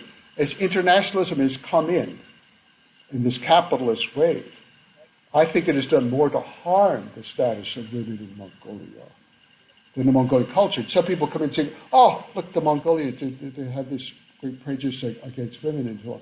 But I remember even when I went to Mongolia, when I first lived there, which is now well over 20 years ago in the 1990s, the major corporations, some of them were run by women, construction companies, these kind of companies that you don't think of as being run by women. And what had happened under socialism, of course, everything was run by the government. And women had a very prominent role under socialism, and they had a big position in politics. As soon as democracy came in our style, women lost a lot in politics. And so I think many of them retreated into business to form these corporations. Well, then by the time you get to this century, you find international corporations are starting to get involved with Mongolia. They are male-oriented. And I hate to be prejudiced against the mining industry, because I do actually support the mining industry. Oddly enough, it's about the criticism I do support. But the mining industry has this kind of, we're real men. We kind of go out and we kick the dirt and, we wear boots and hats and we're real macho. The Western men are like that. They come in, they don't want to deal with a female construction company. That's not, And so they came in, and what happened? All of these companies became male-dominated, and I've seen that just in my own lifetime within Mongolia. So it's a huge shift away from economic power of women at the top towards their I don't want to say subservient, but a lower position in the economic capitalist system. We imposed that on them. That didn't come from them. But you look at other aspects of Mongolian society, we talked about high literacy rate. It's always higher for women than for men. It's always valued more for women than for men. Overall, the Mongolian women are much better educated than the men, and they have great respect for that. Now, there are other problems for women, and that is with this increased, alcohol has always been a problem in Mongolian history since the time of Genghis Khan. I think prior to that, drunkenness was wild and widespread at the end of milking season for about 2 months, but it didn't last very long because the milk ran out. Then once the Mongols started conquering other places, you could have wine all year, you could have rice wine, you could have all kinds of things. Then Genghis Khan's sons all had drinking problems. And he tried very hard to control it. He tried very hard on, again, that's one of the things where he failed with his own family, was to control the heavy drinking. The daughters and daughters-in-law, however, were much better about it, and they were much better at administering. So alcohol has been a problem. It has become, I will say, under socialism, it was also quite bad. The socialists did many very good things for the country, but under alcohol, I don't think that was a good thing. They increased the use because the Russians also use a tremendous amount of vodka, and that increased. And I think that now we have more violence towards women within the family because of alcohol more than any other thing. And some people just look at one aspect, the violence, and they don't see the other aspects, how women are better educated, and very often women end up marrying a man who's less educated than they are. But I've seen many, many families in which the woman, she runs the family, and it's quite common for the wife to be older than the man. Certainly in the case of Genghis Khan, his wife was older than he was. It was very common in Mongolian history to this day. And so it's often the woman who takes the lead in a relationship, and the man goes along, and they're quite loving and friendly. So it's not a universal problem. But alcoholism and violence go together. And I will say the violence is as much man on man as man on woman, and sometimes woman on man. But you have to admit that the violence against women is a negative aspect. And I can't blame that entirely on the outside world or on anything else, the way I blame some of the loss of women's status on the capitalist outside world. And I'm not anti-capitalist. I'm really not. But when socialism does a good job, you have to recognize they did a good job in some things. Capitalism does a much better job in other things. I don't want to take that down too much of a tangent, but what's an example of a good thing that the Soviet Union provided for Mongolia? I think education and medical care. The fact that they were able to they left Mongolia in desperate shape in many, many regards, but they left it with a higher literacy rate than the United States of America. That's a great achievement for a country like that. Also, the venereal disease rate in Mongolia in the 1920s was one of the highest in the world. Oh, really? Yes. And the Soviets wiped it out. Because they of wiped access to healthcare and treatment. Yes, and it's not a sophisticated healthcare. Even to this day, Mongolian healthcare is not sophisticated in all the Western ways. You have some Western advantages, of course. But the Soviets didn't come in like that. They came in trying to get good general public health care and to people to know what to do and to give them the basic good care. And I must say that the socialists were excellent with health care, with education, also with animal care. They centralized the animals, which wasn't a good policy. They did many things with animals that were not good. But overall, their veterinary care was good. And when they left, the veterinary care fell tremendously. Now Mongolia has been slowly raising it up so that they can export meat and dairy products. But most countries, except for some special circumstances, won't accept it because they dropped the preventative care that they used to have for disease. So health care is one. I think the status of women and also the education overall, those were, I think, very high under socialism. What about the spiritual connection to the land? How much has this cultural theme stayed throughout the years? I'd say absolutely 100% there. Okay. I mean, yeah, it's still there. The people, they leave the city whenever they can. They go out to just sit in the grass and they don't care. There's dung around them, the animals around them. They're happy as they can be. They still like to go out there. Are they worshipping the eternal blue sky like Genghis Khan did? Or yes. Okay. Yes.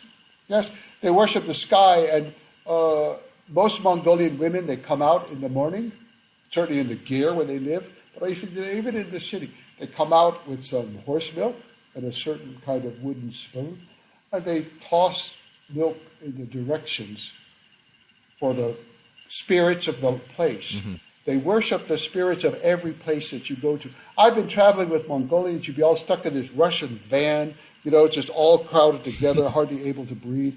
And all of a sudden, they see some mountain that inspires a song. They stop the vehicle. Everybody gets out, and they start stretching out their hands and singing this song together to pray to the mountain. Wow. And at first, I was thinking, what is going on? I didn't understand, And they're very, very serious with their prayers to every river.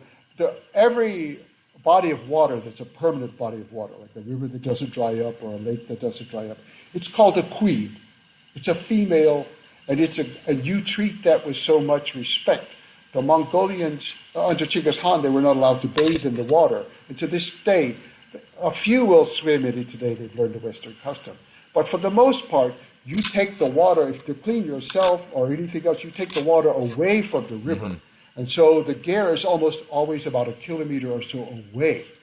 You don't keep the animals by the river. You don't live by the river. You don't make a toilet near the river. You don't wash yourself there. You take water away, you wash yourself. I mean, that's very, very simple things that are so important. And I've seen many NGOs come in as a part of capitalism. I just think of them as a part of capitalism, even though they might say they're not. You know, they come in and they criticize the environment. We have to do more about this. And Mongols have to. Mongolia has the lowest per capita water consumption in the world. Because people are just very conservative about the water usage. And they have to respect it. Okay. You know? They have to, even like to pour water on a fire, totally forbidden. Totally forbidden. You would never desecrate the fire like that. You would never desecrate the water like that. And the rules are so strict that are just internal rules. These aren't laws. These are just the rules customs, of the cultural culture. customs, yeah. Yes, exactly. And you go to any other country in the world and people are wasting. Mongolians don't like to put things in water to clean it. They like to put the water over the thing to clean it. You know, so they're not going to fill up a big bathtub and then get in the bathtub. You know. And there's a lot we can learn from the Mongolians, a lot. And you look at the environmental damage that has been done, and most of it is from mining, much of it illegal mining, I will say. I do think that the legal mines, they try very hard to follow what's the proper law. Mining is a necessary function for our world that we live in. Yes, it is. And Mongolia has a lot of rare metals, and they have a lot of copper, one of the largest deposits in the world, and also a lot of coal, high-quality coal. There's a lot of sand mining as well, I believe, that happens there for China to build the concrete cities. Yeah, well, I'll be honest, I know in Inner Mongolia, there's a great deal of sand, and it could be out of Outer Mongolia too. Transportation might be an issue for the heavy loads of sand, but they do take a lot of coal out. But So the mining has problems, but it's important. Mining is important, and there are problems, and we should continue to hold the mining community accountable, but still to be supportive. I think must be both. It seems we can't excuse any problem. It seems like the Mongolians have this sort of hyper environmentalism about them. Is it an official religion, or are the Mongolians still Buddhists who just have a very heavy environmental inflection? You know, like what's the is there a name for this paganism? Like what is it? Well, I mean, the anthropologists and scholars, call it animism. Say it again. And there's sometimes people animism, this worship of spirits. Animism. Okay. That's a Western term. Okay. And sometimes Mongolians have tried to put a modern name on it, such as Tingerism. In their traditional way, it's just the honoring of the spirits of the land, the ancestors and the spirits. And there's no name for the whole set of beliefs traditionally. But a modern name like Tingerism could work. Or some people say shamanism, because much of it is based around the shaman. But it's not all about shamans, because the country is a Buddhist country. And the overwhelming majority, except for the Kazakhs in the far west, the overwhelming majority are Buddhist. But it's a kind of Buddhism light. It mixes well with everything else, with whether it's shamanism or Tingerism or the worship of the mountains. And Buddhism has a very strong environmental base in it anyway, within the scripture. And then a country like Mongolia draws that out even more than you would see in perhaps some other Buddhist countries. They really emphasize it. And so the lamas have often, the monks in Mongolia, the lamas have often taken the lead in environmental issues, trying to help. And certainly they take the lead in religious ceremonies to protect the environment. And they participate in rituals that other Buddhists may not approve of as being orthodox Buddhism. But they believe in all of these things, and they allow all of it together. So the Mongols are very open. And if you come in and you're a Christian or you're Muslim, it's just fine with them. That's another way to God, the way Genghis Khan had said. And if they like something in your religion, they will borrow that too. It's okay. True to It'd still be the ways of Genghis Khan. Yeah, that part hasn't Yeah. changed. That hasn't changed. But where I live in Mongolia, in the countryside, people come out there all the time for religious ceremonies.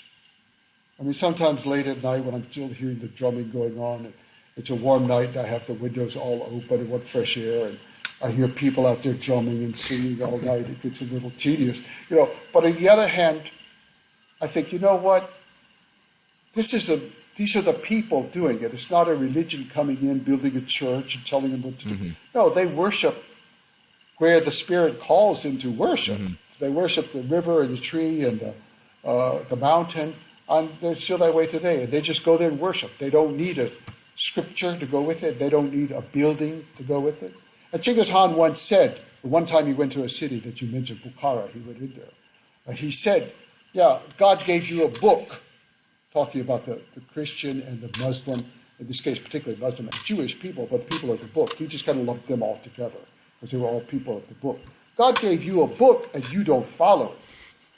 I worship the sky and I follow it. And he was right. He felt that the people should follow their own religion, but they should follow it, not just claim to be following. Yeah. And so But use it for their own Mongols political today are power quite open. to subjugate others. Which is the Yes. history of major religions, obviously. Yes. And he saw, he recognized among nomadic people, the greatest cause of feuds was the stealing of women and the stealing of animals. And his first law, when he became the head of Mongolia, was to outlaw that because his mother had been kidnapped and his wife.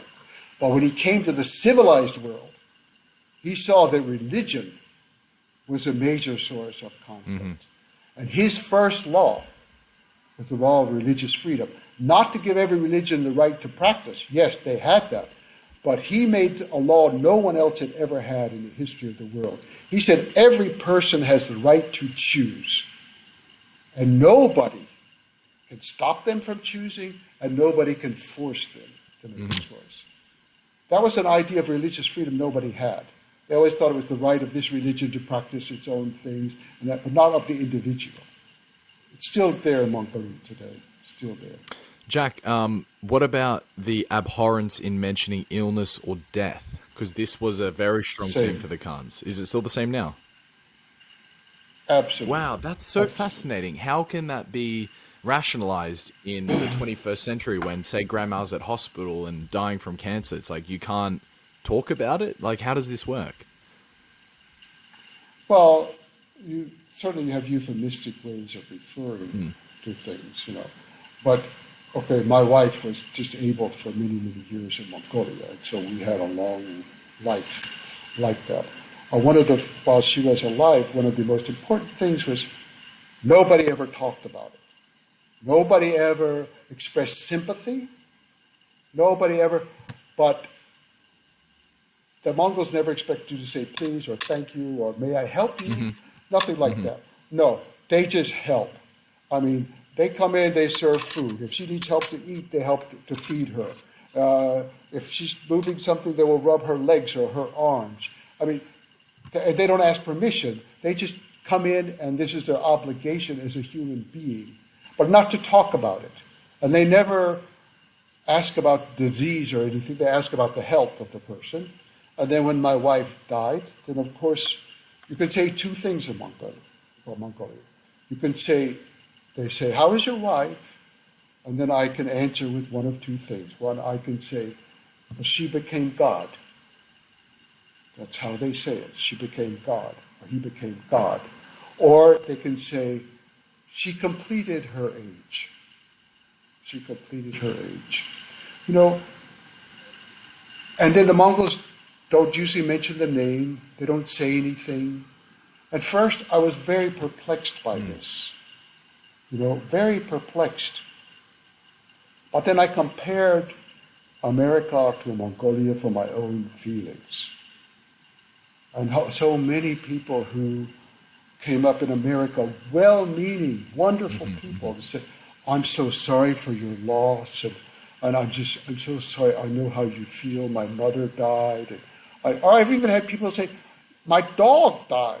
I mean, they say things that are irrelevant, but also even in being sympathetic, it automatically makes you a little bit sadder, and you want to say something like, okay, well, thank you, but Yeah, please don't make the you don't want fuss. to, it's not an intimate part of their life. It's my life. It's very intimate, the most intimate thing maybe ever happened. It's just to sort of casually on the street, oh, I'm so sorry for your loss. And, I understand how well meant it is. But in Mongolia, there's silence. Silence. And even I was there when my mother died, and at those days we had fax, and the fax came, and some people knew it long before I did. And then they had to inform me when I returned to the city, and somebody informed me in a very formal way. We've had a fax from your wife, and she informed us that your mother died. Or I forgot exactly which words they used, to be honest. End of it. Nothing more was said. People don't come up to... And so I thought, well, how do you do this? The person's gone, and you love that person, and you can't talk about it. But they believe that you wait. That person is coming back soon. You wait. In about 2 years, you never visit the grave. You don't go there. You don't take flowers. You don't commemorate any. You just wait. And you watch your children, your grandchildren, and that person comes back. And they come back as a perfect being. And that, maybe your father died and he was a horrible alcoholic and he beat everybody and he never worked and he was awful. You never say a word.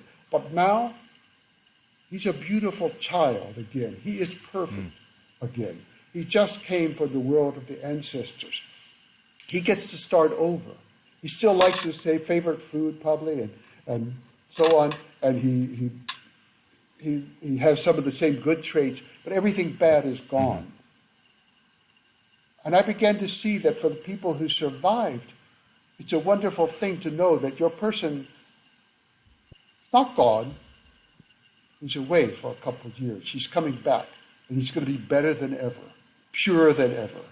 No sin, no stain, all starting over. It's a different way of the world. And so, yes, you get in the car, you don't talk about the accidents. You don't say, oh, drive careful, we might have an accident.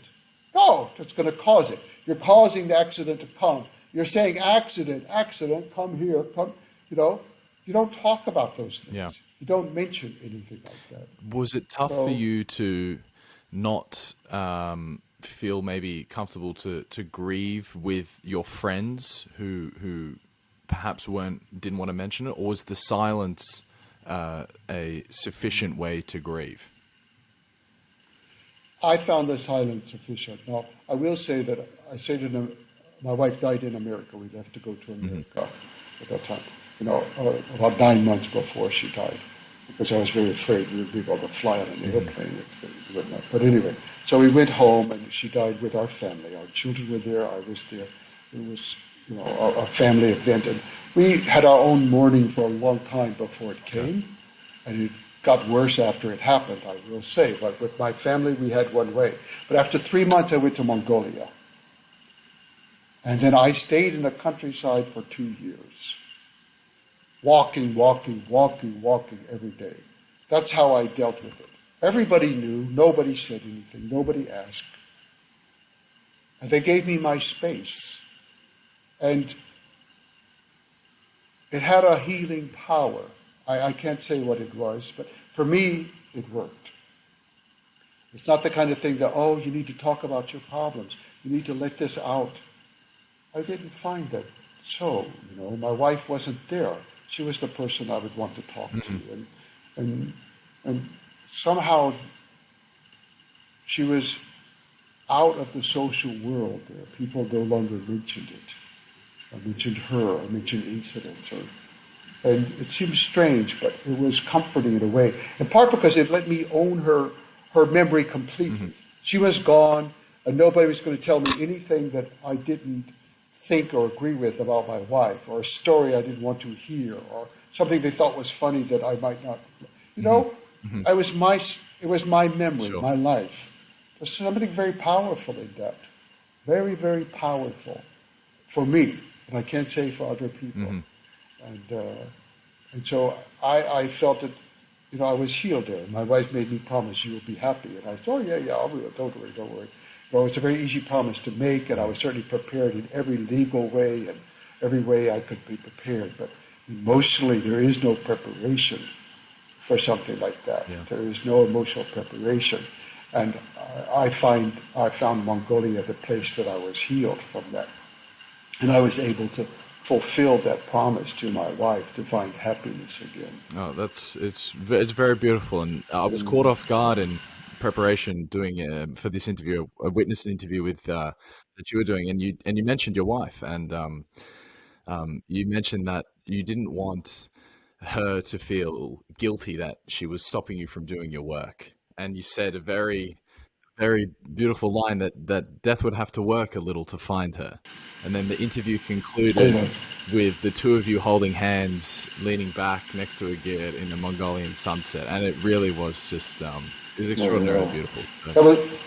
That was a Mongolian journalist who wrote that, Yeah. by the way. It's a Mongolian journalist. I'm sorry, an Australian journalist. An Australian? Yeah. There you go. Yeah. So it's very, it was very nice, but we were lucky people. Mm-hmm.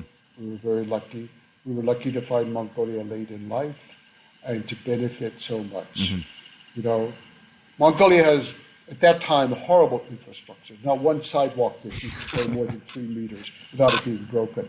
But I didn't have to worry. I could go out with my wife, and every hand that was there would help to lift her up. And I saw so many times, if their family's coming along and the guy's got some earphones in, boy, grandma elbows him real quick. And he looks around, and she doesn't have to say anything. He knows. He grabs, and he helps me with the wheelchair. We would go to the opera together, and you have to go up a whole flight of stairs. No problem. I just walk in immediately. Whatever young men are there, they grab it, 4 or 6 or whatever it is, they carry her up. And nobody says it. They don't wait for thank you. They don't, nothing. It's expected. And if I just say, oh, thank you, then they feel like, what do you think? I wouldn't do that? You think I'm doing this for your thanks? Exactly. No. The Mongolians, they don't say please and thank you and I'm sorry. You show it. If you have to show it, you show it. You don't say it. We feel like we could be excused for anything we do with, I'm so sorry. I really regret that. I hope I didn't make you feel bad. I'm sorry. No. But you know what? That doesn't ripe away. But the Mongolians know that, and they feel like, no, you must do what's right to rectify the situation. You must do it correctly. And you respect people for their work or their job. You go to their home, they serve you, they're being a good host. You don't say thank you like, oh, I came here, but I never expected you would actually give me tea. Oh, come on. Be respectful. This is their home. You respect that they're going to be good people. Yeah. It's a different way of handling the world. I love that. Now, one odd thing is, if you touch them accidentally the way we sometimes do, especially with the feet when you're walking or any time, they don't say a word, but they always grab your hand. It's like to show that there's still friendship or something. So sometimes that can be quite frightening to a foreigner who's walking down the street and they accidentally brush against a person in the way, and the person grabs them by the hand and says nothing. And the foreigners always, oh, excuse me, I'm so sorry. Did I kill? Oh, I'm so sorry. And the person just grabs your hand and walks on. It's just to say, no, we're still friends. It's okay. Nothing was meant. I feel like that, because I haven't been to Mongolia, but Mexico has a very... You will. I will. There's absolutely no doubt about that. But Mexico has a very soft spot for me in my heart. And I think I see that sort of similar approach to manners differently. Like, I think the United States has a very, and England and maybe even Australia a bit, though I hope not, but there is a very, there's a rule book for manners and etiquette, and it almost gets to the point when things become over etiquetted. You do things in expectation of something else, and you would only do something because it is the expectation, rather than Right. Like this Right. this example of the men coming in and lifting up your wife to carry the flight of stairs. It's just it isn't even a question. It isn't ever a consideration. It's like, there we go. Like, this is what we do. It's a hard thing to quantify. Yeah. I Yeah. guess maybe I just don't have the right words to do it. But it is like such an endearing part of a culture, and you can distinctly see it in some countries and then not in others, because then obviously, like you said earlier, bad experiences in some countries. I've had that too. I've been to places where I'm like, wow, people wouldn't help you if you they wouldn't dare try and help you unless you were going to pay for it, for example, or what's in it for them is the first thought rather than what's the right thing to do. But that's a whole Right. tangent that Right. one could go down. Yeah. Because I still do want to sort of round off Genghis Khan. You Yes. make a great analogy to what he would be in America, right? Just to sort of uh, picture his empire a different way. So he conquered twice as much as many other men in history, and he occupied lands combined larger than the continent of Africa, which alone is just unbelievably huge. You say this equivalent, and I've taken it here without the direct quote, so I'm sorry that I'm going to butcher this quote, but um, it's an equivalent as if an enslaved person in America liberated themselves, unified the people, went on through sheer force of charisma and competency to create an alphabet, write a constitution, create freedom of religion, invent a new warfare system, and then march an army all the way from Canada down to Brazil with the entire range unified, trade liberated in between. It's like that was such a great way to picture what this man actually did and what his empire actually looked like, because it seems quite comparable to what he did in the entire steppe of Europe and then into Asia. Oh, thank you. Uh, well, I liked your summary of that. And since I don't remember my own exact words at all, I'm going to wish that those are my exact words. And I will claim what you said as my words. But I do remember writing that, but I don't remember all the details exactly as you said it. But yes, that's true. He was enslaved as a child.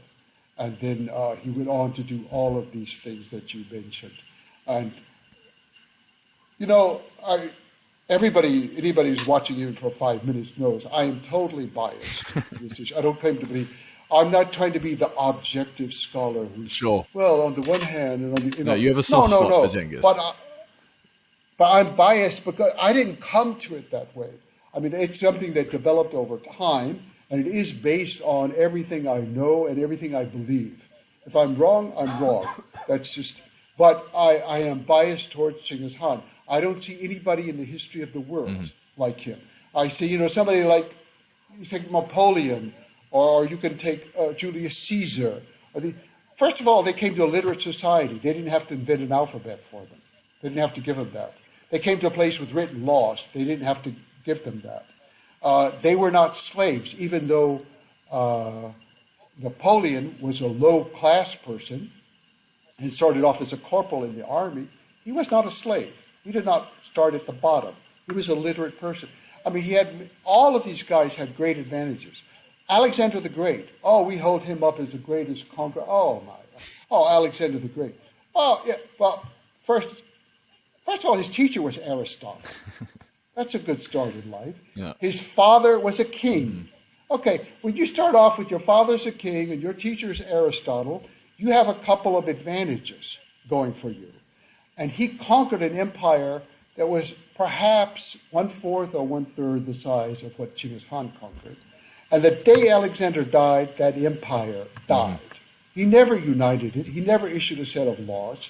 It was divided up among his generals who were so disloyal to him and to his family. That's such a good point as well. The fact that the empire and died with him and Khan's lived on. yes, for another 100 years. And then it broke apart and parts lived on for a while.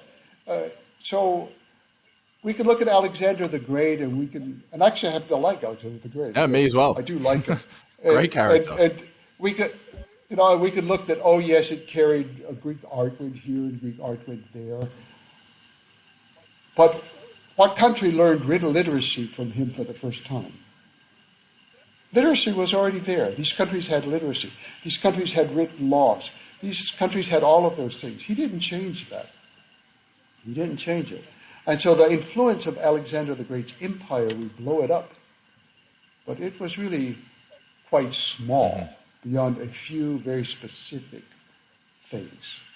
And the influence of Genghis Khan was great on the diplomatic scene, on diplomacy, the protection of ambassadors and diplomatic immunity, on his laws of religious freedom, on all of these things, on the economy, every aspect of commerce. He raised the status of merchants wherever he went and left them at a much higher position. So he changed the world in ways that we still benefit from today.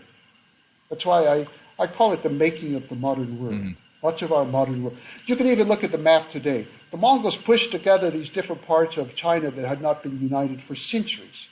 They pushed together the different rival kingdoms of Korea. They pushed together. Russia had never been united. Never. Ukraine had been the greatest. They pushed it all together. You look at the map of the world today, that map of Eurasia, much of it was made by Genghis Khan. Much of it. His influence is there. We just don't see it because we don't look for it. And you usually don't find what you don't look for. I think that might be a good way to round out Genghis Khan telling his story. Okay. I think that's a great place to leave it on, because there is other stuff you could mention, obviously.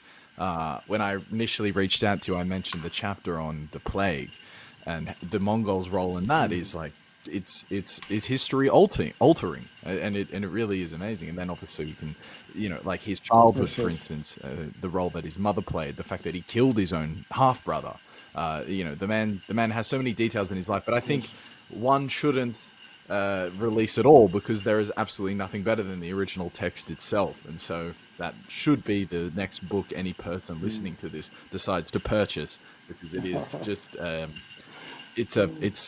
it's a biography of a man, definitely. But what it is more is just a brilliant snapshot of one story from history. And that's the Mongol story and the way it influenced the world.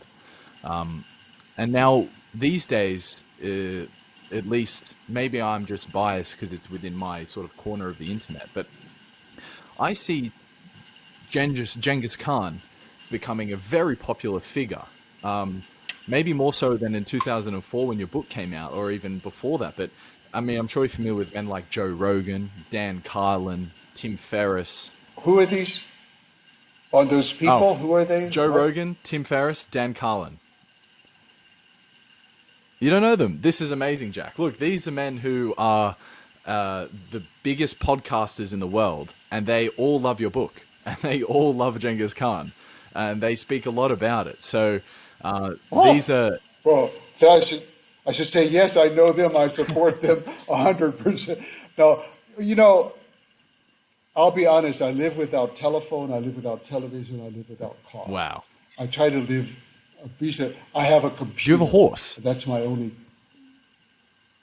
Of course. a couple. But to say, do you have a horse, that almost doesn't make sense.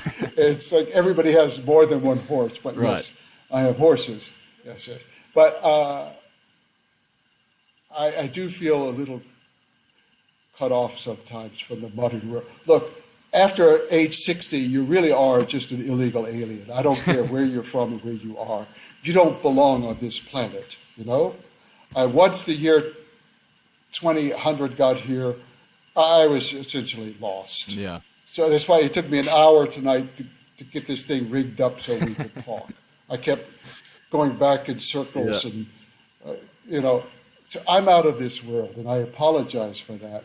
There's absolutely nothing to apologize about. It's just it was a bit of preamble for me to introduce the question. But actually, you say that's quite interesting, because something that I also wanted to ask you at the beginning, but I wasn't sure whether it was worth going down or not, was the idea of you having distinct chapters of your life. Because as a man who is in his 50s, going to Mongolia and then really just kicking off a brand new adventure, and a very exciting one at that as well. It's very unusual, right? I mean, I know that my father hasn't done something like that, and it would knock my socks off if he decided to do something so bold, right? Like that's a very interesting, but that's like a commentary on your personality and your character, I suppose. And No, I think that brings us back to where we started with this, with falling in love with Mongolia. I think I was so excited to think I could fall in love again with something, a subject, a country. You know, at age in my 50s, it was so unexpected for me and so happy. It was just an incredible thing that happened to me. And I was just very, very fortunate to stumble into that. It was really just good fortune. I cannot explain it in any other way.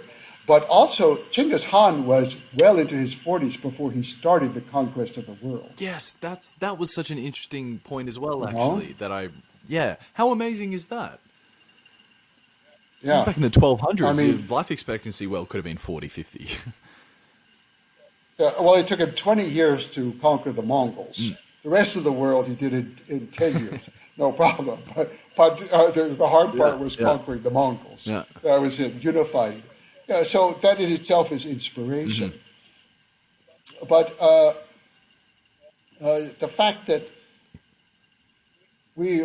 every age has disadvantages and every age has advantages. You know, you think back when you're 18, you remember, oh yeah, and then, but do you remember, I had no money, I didn't know where I was going in life. I was still living with my parents in the basement, and they expect me to take out the garbage it's a mixture. There are good things about being 18 and there are bad things. And it's the same at every age, whether it's 50 or now I'm 75. You know, there are things about my life now I would not give up for anything in the world. You know? And even having lost my wife, it's been 8 years now, so you learn to find that, looking back, I was one lucky fool in this life to have that happen. Just be thankful. Just be so thankful. You only need it once in life, and it happened to you. You had that. And so I'm so appreciative of that. And that late in life that you can find all kinds of things to love. And it doesn't have to just be golf or going back to the high school girl you once dated and suddenly you're going to go back to her. No. I mean, I think at any age you can start something new. And it's harder. Some parts are harder. It's harder to learn a language. It's harder to hear the language. It's harder to pronounce it. Yes, it's harder. But on the other hand, you have a certain kind of familiarity with other things in life that make them easier. They used to be so stressful. I don't know how we got to this, but anyway. But Jack, it is really inspiring, because I'm a person who has every ambition to create books along the lines of the one you have. Different subject matter entirely, but something that requires, a first-person investigation of something. And, sometimes I feel like, God damn it, I'm never going to have this opportunity to do it. And it's like, but you strolled into Mongolia in your 50s and turned in one of the greatest books on the topic ever written. And that's real inspiration for me. Yeah, and I have no idea how this happened. And part of the success of it is the success of the book, and it's like it's a separate from me in a certain way, And how does a life? I have no idea how it's like your children grow up, and they do things, and you don't know how they did it, whether it's rob a bank or become president of the bank. You don't quite know how It's like that with the book in a way. Yeah. But I'll tell you something else, though, that I did not have a good education. I did not at all. But I managed to get in college. I mean, my parents, my father didn't get through junior high, but anyway, we had no background. I failed English. I failed English in college. And I wish I could say, I was drinking, I was partying. No, I was struggling with the English language. And I failed it. Legitimately and properly and legally failed it while trying to pass it. It was a huge struggle. It took me years before I got to the point. And for me, it was really my wife who, when we were first together in the first years, she had this great confidence in me and this love and respect. And I finally confessed to her. She was the first person I ever confessed to that I had failed English and I wanted to write in my history. Mm-hmm. She didn't even take the confession seriously. She said, so what? So what did they know? They're teachers. Well, I was a teacher most of my life too, so I don't mean to insult the teachers. But, I thought, it's true. It is true. I get to set my own agenda. Nobody sets it for me. Your parents don't set it. Your teachers don't set it. You must set it for yourself. She gave me that lesson. She gave me that power. And I'm quite sure that I would not have accomplished in my life those bigger things that I did. But she was a driving force who gave me the confidence. Just be yourself. She believed in me. You do what you want. If you want to do it, it's worth doing. You will do it. And it worked out. It just worked out. Jack, so the preamble that I had before, just very quickly, Joe Rogan has the biggest podcast in the world. He could well possibly be one of the biggest media brands globally. Huge. Tim Ferriss, biggest business podcast in the world, equal to Joe Rogan, but on a lesser scale. And then Dan Carlin, a fantastic historical podcast who did a 15, 16-hour epic called Wrath of the Khans, where it was a very long look into sort of Genghis Khan and his the Mongol conquest and the legacy and so forth. Three men who are very well known, who obviously lean heavily on your work and mention it. But I just wanted to say that was the preamble to say, now Genghis Khan is like kind of front of mind for people's awareness in the consciousness. Like there is more color being filled in beyond just the bloodthirsty conqueror. There is personality here. There is acknowledgement of some of his finer abilities, which we've covered. So I just wanted to see how you reflect on his surging popularity within the Western consciousness. But it seems like maybe you haven't even noticed that it's had a surging popularity. But I don't know. What do you make of it? I mean, this is very surprising to me. I'm so happy to hear it. But I'll be quite honest. I wasn't familiar with that. And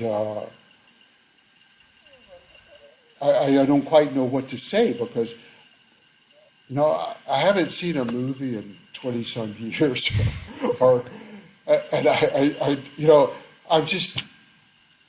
I live inside this other universe, whatever it is, crazy it sounds place like or it. something. Very interesting.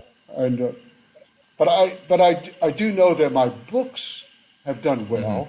I never know exactly how many, but it's in about 25 languages legally and one or two illegally. And I don't pay attention, to be honest, because the popularity, I certainly appreciate it. I love it, and I am so flattered and honored by it.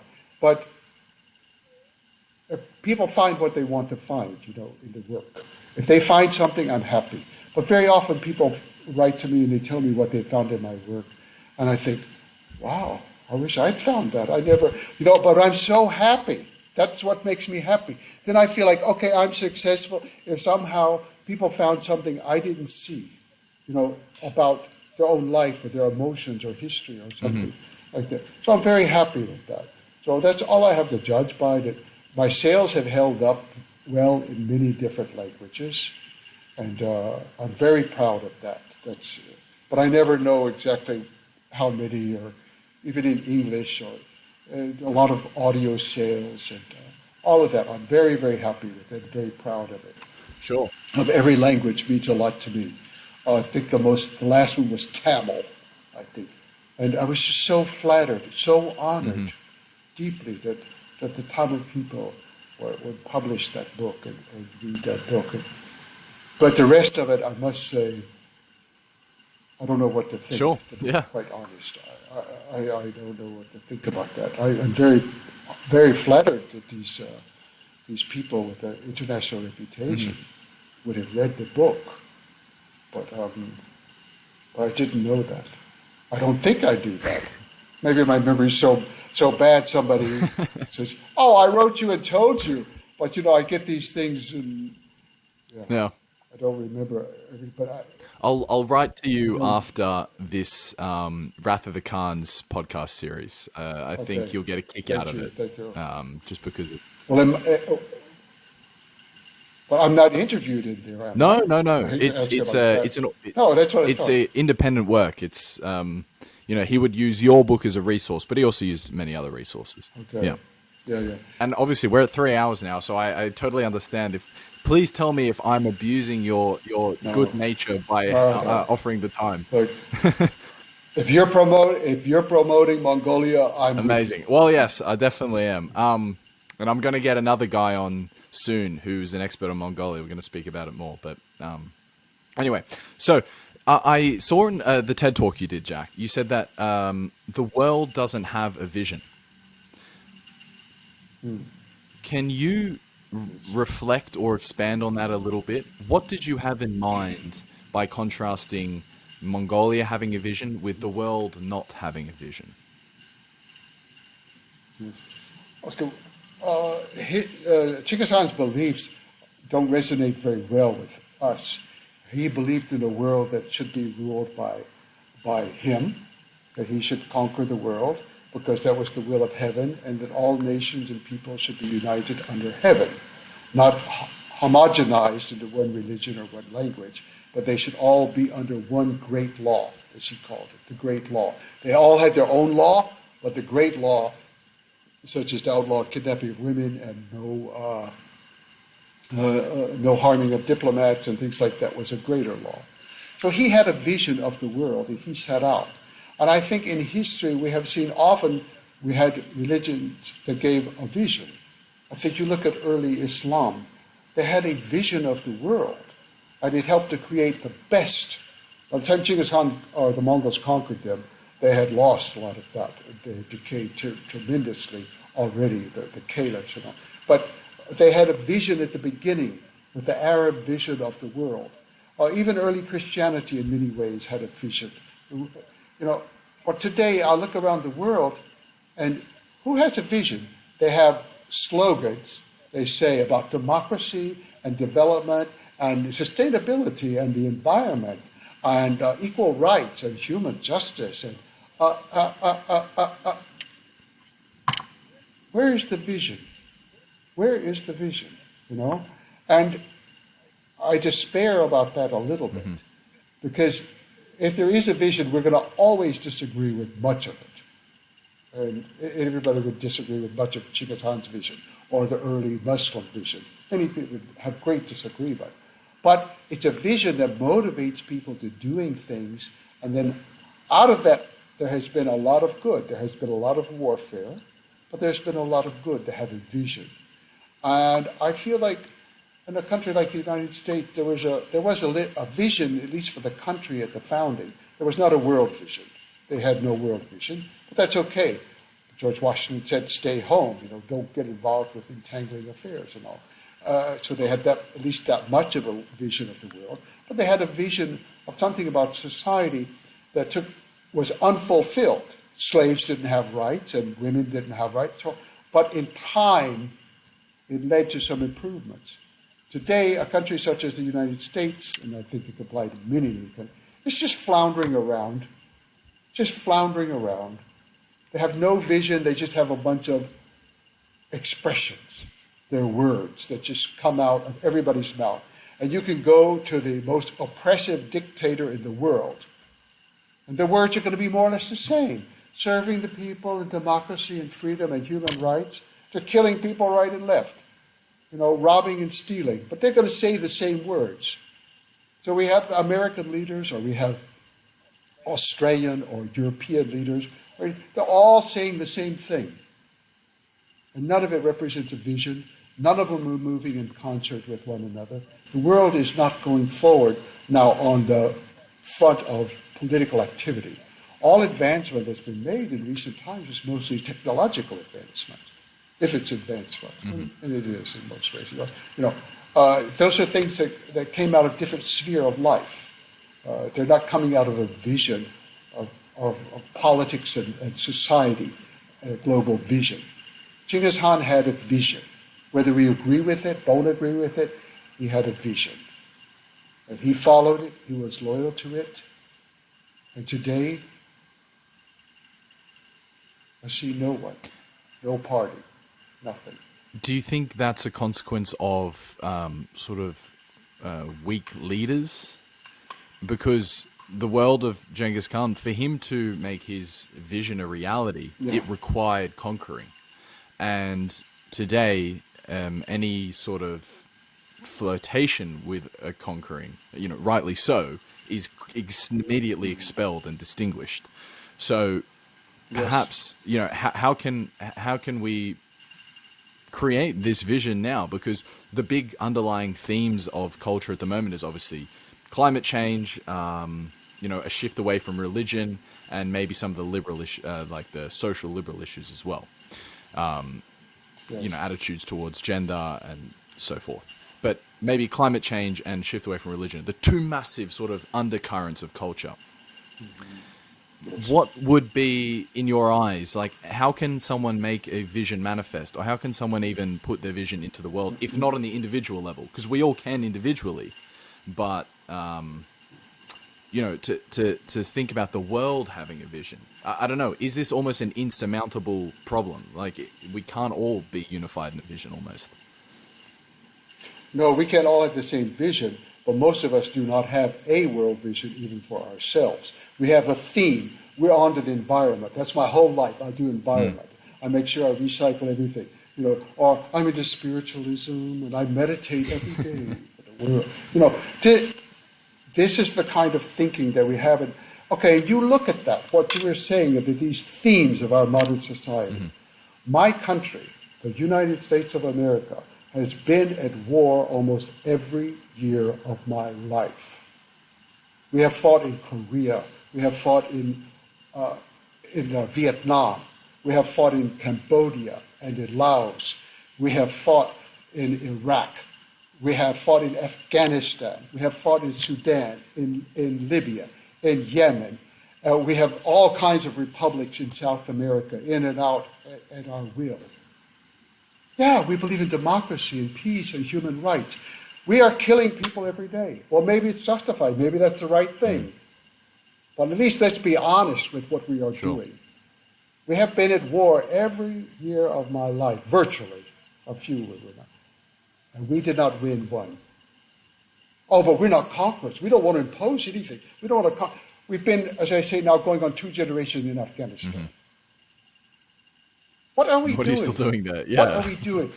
I mean, okay, if it's justified, justify it. Say it honestly, openly, and proudly. Mm-hmm. If we are bombing people in Syria, admit it. Say it. We do this, and this is why we do it, because it's a part of our vision for this purpose. Don't sit there and lie to us. Oh, we don't believe in conquest. We believe in equal rights. We believe in democracy, transparency. And then turn around and kill people. And that's what we do. That's what we do. And I love my country. I truly do. I am an American born, and my whole life. But I don't like this hypocrisy that we live under, and this denial. And we need a vision of the world. We need a vision, and we need to have an honest vision about the realities of what we do and how that fits with this. I'm just struggling to understand where the vision aspect comes into it, I think it's when you have your set of ideals that you claim to believe in, whether you claim about democracy, then things should line up with those sets of beliefs. If you believe in self-determination, then your actions should line up. But our actions and our speech are totally separated. They should be integrated. It'll never be a perfect integration, but they should be integrated in some way. I'm trying to make a better world, and so I hate to say recycling again. I'm recycling. Okay.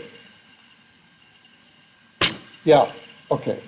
But you're paying taxes to kill people.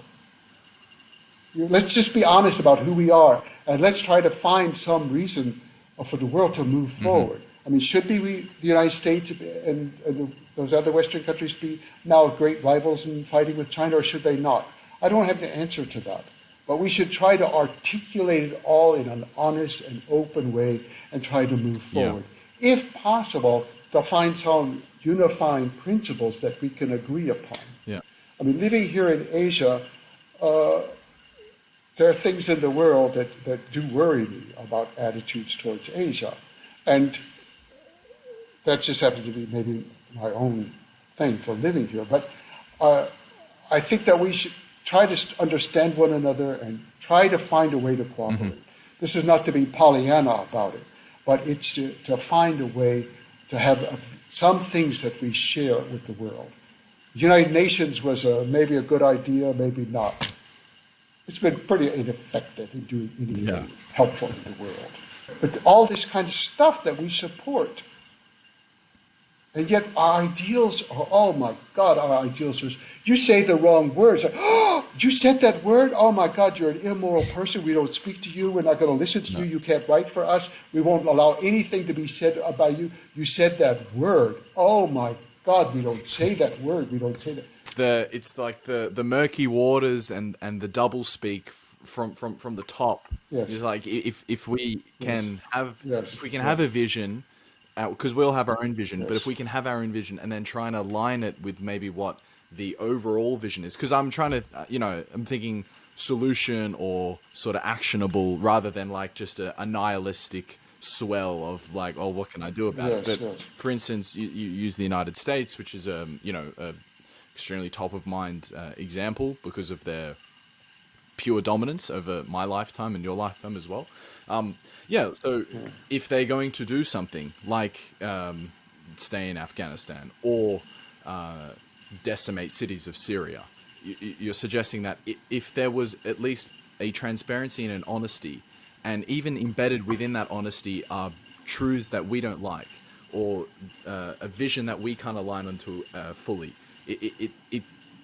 the fact that the honesty is there and the transparency in us being able to align our vision onto their vision is there, you're sort of suggesting like this is a right way forward. So cliche to say the right way forward, but in creating a bit of a unified vision.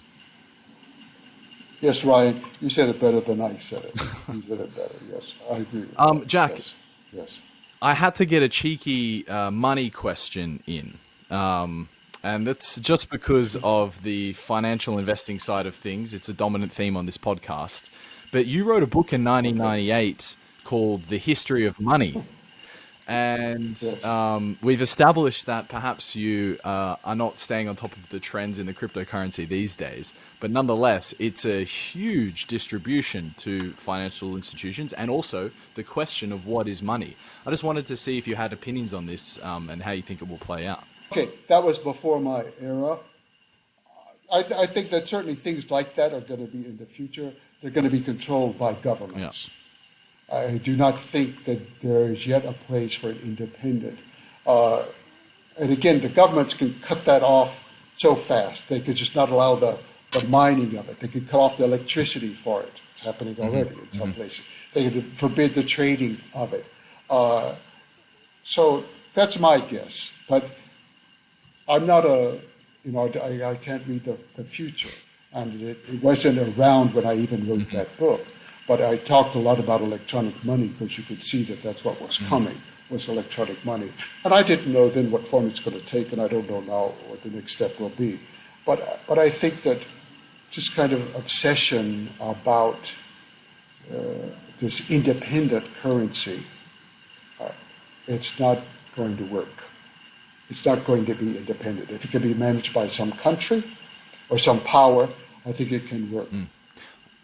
But ultimately, there's going to be a power behind it, because just to get the power to run the computers depends on governments and what they allow for electricity. That's a pretty basic thing there. You don't have to understand about, blockchain. Oh, you don't understand. Well, that's true. I don't understand. But I don't think without electricity or the internet, your blockchain is going to be that important. And governments do still control those resources. Yeah, I think actually very, very similarly as well, that the future will be in cryptocurrencies, but it will be a government-managed and distributed individual cryptocurrency, rather than with its own problems. Precisely, with maybe many similar problems to what the current fiat currencies have at the moment. But it won't be a decentralized Bitcoin that me in Sweden and you in Mongolia are transacting on. We'll still be converting currencies and so forth. What are you working on at the moment, Jack? Is there anything top of mind that you're working on? Well, I'm editing a book now that I've finished writing and editing it, under contract with Harvard University. And it's hard to talk about it before you talk about it. I haven't talked about it, but it is about it's more the end of the Mongol world, but also it's the Mongol influence of the creation of the Chinese Navy. Interesting. And people only know one thing, that is they failed to invade Japan, or if they know two things, that they failed to invade Japan 2 times, or they had failed to invade Japan, or to invade Vietnam, or to invade Java. But they missed the crucial point. They controlled the sea. They controlled the sea. For the first time, when the Mongols ruled Iran, they ruled China. They controlled the sea. Marco Polo was on the first Mongol sea expedition to go all the way from China to Hormuz. That's the first time one country has ever said, well, anyway, it's to tell that story of the origin of the Navy under the Mongols, which sounds like it's all based with Chinese technology and all, so I'm not trying to say this is anything to do with the horse and the bow and the arrow. It's Chinese technology that they applied in a way that China had not applied it before. And they failed with it as a military weapon. They failed. Kublai Khan failed, there's no doubt about that. But at the end of life, I think he was beginning to weaken, and his grandson who took over, he changed to a totally different policy of peace and trade. Mm-hmm. Otherwise, they might have been able to overcome the Japanese on the 3rd or 4th attempt. Well, I don't know. It's probably good for the world that Kublai Khan's fleets were not able to conquer other countries. But the Mongol techniques that were so effective on land were not so effective on the sea. And there were many things that he was using, like the organization of ships, the way you organize horses. Well, it did work with the left and the right wing, and it just didn't work with ships. And they just didn't have the ability to launch the army. And the Mongols, as we said before, they carried everything with them. They carried their horses, which ate the grass. Okay, when you're on a ship, you've got to carry everything with you. If you carry horses, you have to carry feed, a huge amount of feed for these horses, plus food for every person. It's a whole different ballgame. The Mongols failed with that. What was it, the Shogun age in Japan when they tried invading? Wow, yes. Imagine the scenery of that. The samurais. Yes, it's very dramatic, and it's made a number of... Yes, because the Mongols had arrived with superior weapons by far. They even had explosives, what we would call today probably hand grenades, and explosive things. And, of course, it terribly frightened the horses of Japan, who had never heard explosives, and the soldiers also. But the soldiers put up a good... And today people most say, oh, it was the weather. Come on. The Japanese were... The Japanese won. Right, better than the Mongols, you'd say, right? Maybe. Yeah. Well, in this case of a land invasion from the sea, they repulsed it. And I think Japan should have credit for it more than it was the weather. That's a convenient excuse that's been used for a lot of failures in history.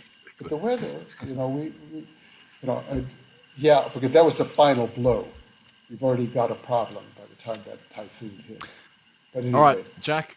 So that's all the next. All right, Ryan. Looking forward to the book. I got 2 really quick ones for you to finish it off. Yes. And these are baselines that I ask every interview guest as well. What country are you most bullish on looking into the future? I hope probably the most for countries that I love deeply, and that includes Mongolia, Cambodia, Bolivia, some countries like that have had great struggles in the past. So my hope would be for that. The final question, Jack. What 2 people in history would you witness a conversation between, dead or alive? Well, we know one right away. I thought I as think, much. yeah, Genghis.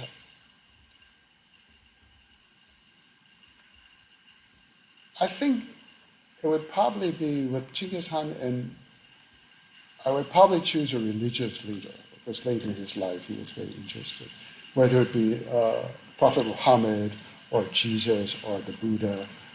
Uh, I would like, at least for me, it's something to think about. Hmm. What would Jesus and Buddha say to one another, or what would Jesus and Muhammad or Jesus say?